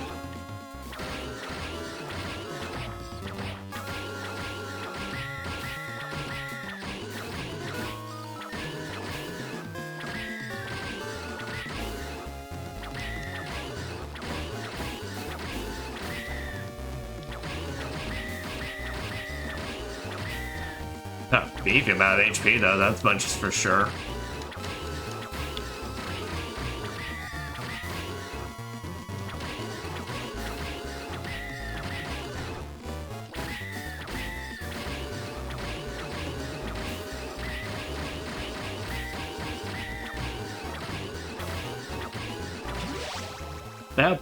That was a fight.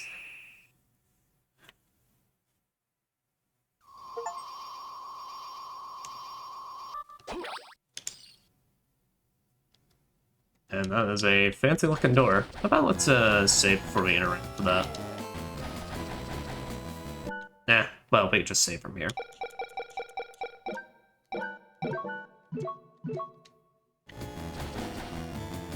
Can I actually walk up this way? Nope, doesn't look right. Just fancy. Cypher's Charm. Is that a relic?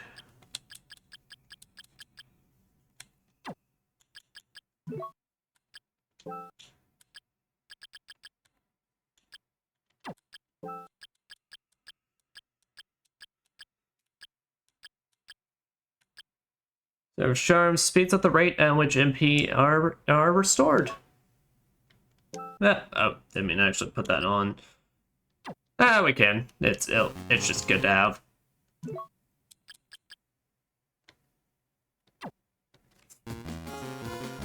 Also, I like just the picture of the bone.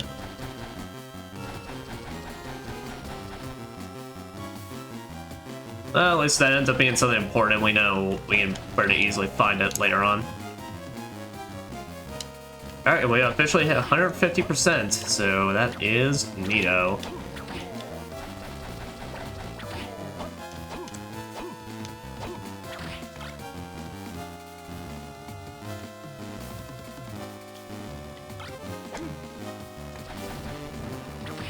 The hell? Mimic?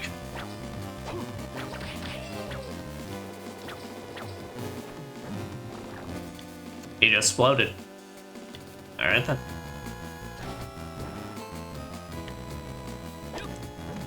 Oh, he mimics all my actions. Nice. Hint card 5. Hint card 5, they say there's a book with the power to summon monsters. Summon monsters? Rare ring? They just make me go all up in my menus.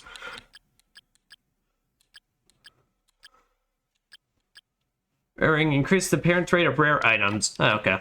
Well, But if you really, really need your drops on something, there you go. Yeah, now that I know the gimmicks, those guys, they're fun. Ow.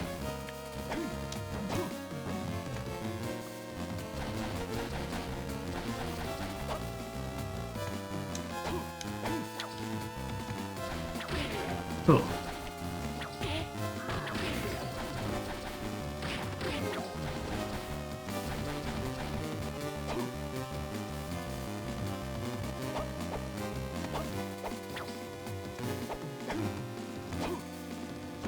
Alright, so we got a bit of a weird one here.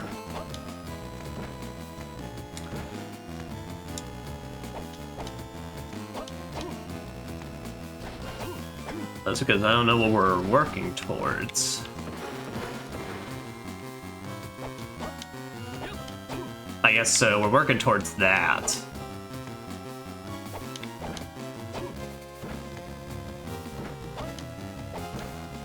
So I guess let's go ahead and see, because obviously it looks like when we push these just straight off, oh, they don't immediately drop into a hole.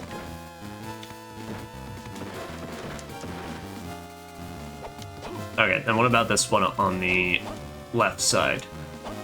That looks like that should immediately drop into the hole. Okay.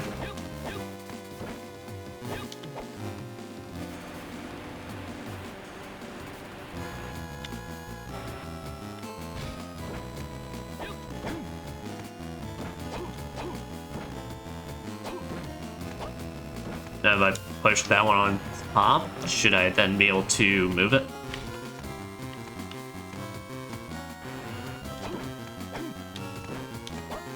I can, but not to the position I need.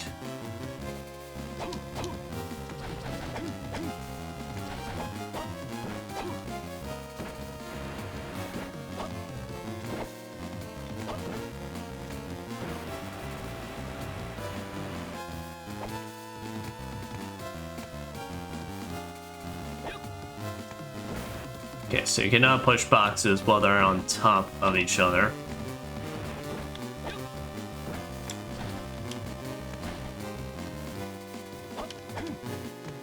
So then...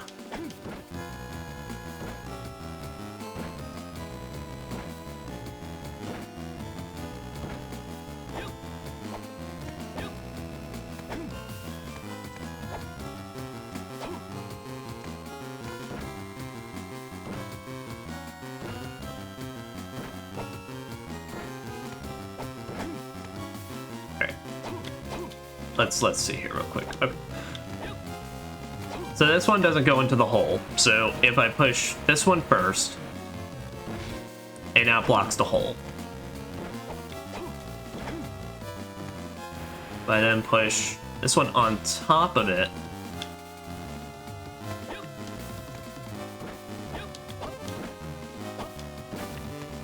then I push this one left,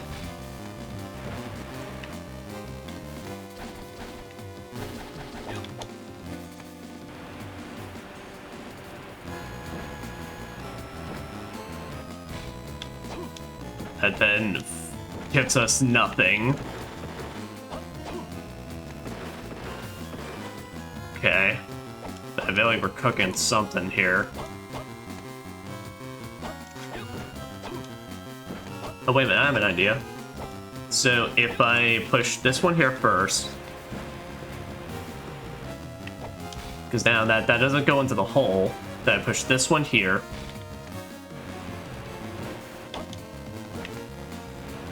And I push this one all the way to the left side.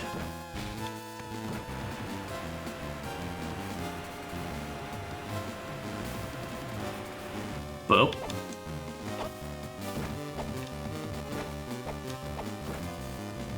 Now push this one all the way to the right. That then gets stuck.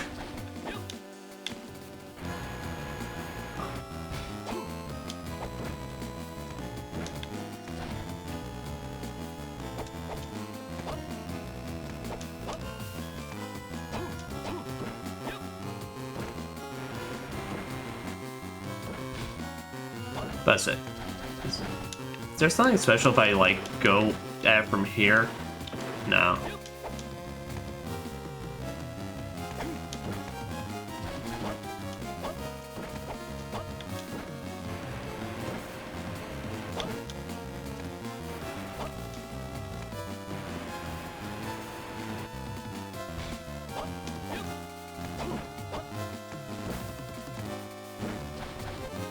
I'm just really not seeing it.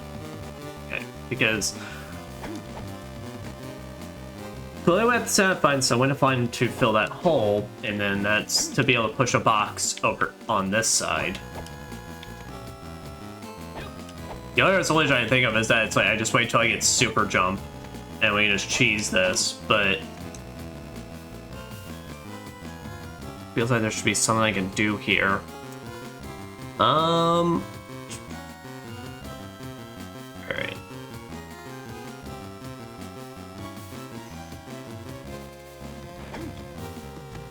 Try pushing this one down first again.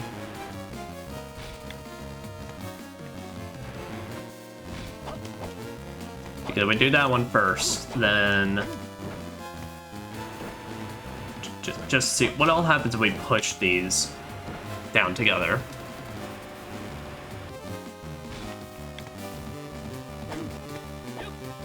I then can't push any of them at all. And that's the dilemma with that.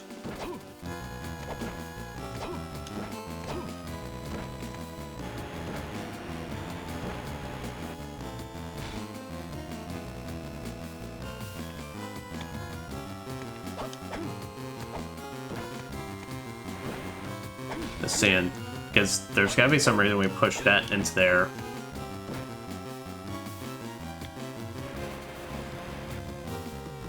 No, but then it's like, but then if I push these, it's just the same outcome.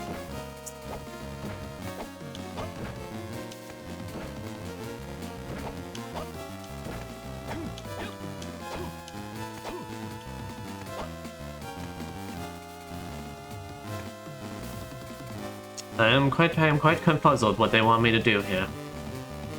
I cannot lie.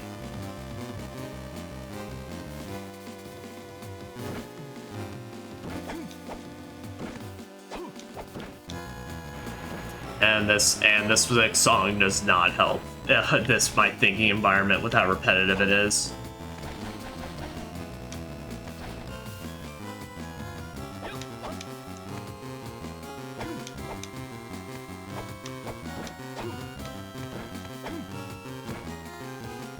All right.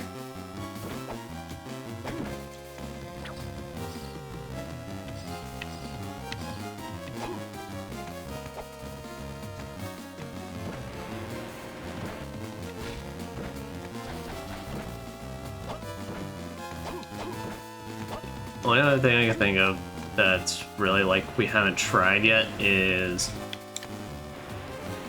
I push this at like the very edge basically. So like literally there, so it's not even dropping in. I then drop this.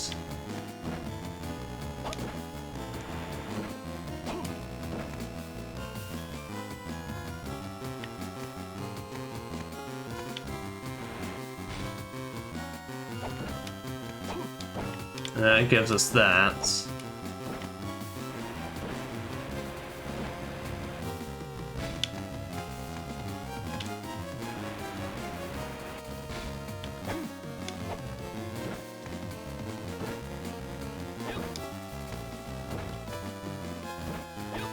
Nope, because when you do all that, then it's like still not enough distance.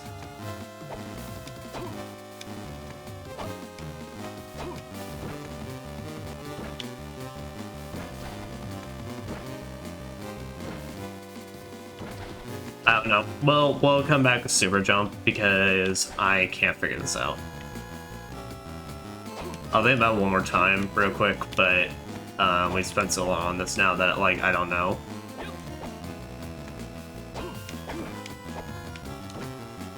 It'll be a bit out of the way, but like I said, I literally cannot think of anything else that I could do to make that work.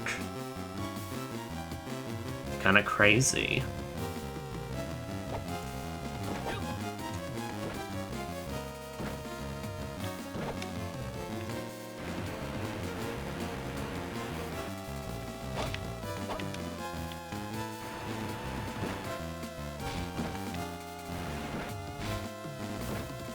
Well, no, but then that puts us in the exact same scenario that we couldn't solve. Alright.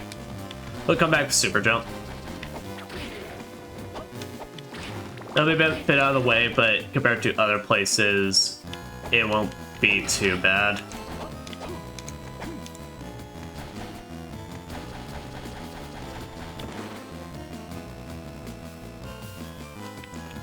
But we have gone about an hour, but we've gone about an hour and a half now, which makes up for kind of the time loss we had with me trying to figure out where I need to go. So, with that, we've got our next objective figured out. Now it is just getting our super jump, and then, well, marking out both areas of the castles and such. So, what time is it? It's only 8:32. We're gonna play some Night Rain tonight. I will be taking about a 15-minute break, though. Maybe, yeah, 15 minutes, though, just so I get some time to hang out, basically. But yeah, we'll play some Night Rain. But for those watching for the Harmony of Dissonance, thank you guys very much. I do appreciate it. As next session, we'll probably be finishing this up. I can't, unless literally I somehow get stumped like twice, like I did this session, basically. I think we're good. So, for that, thank you all very much, and I will see you all back in for Night Rain. Ta-ta!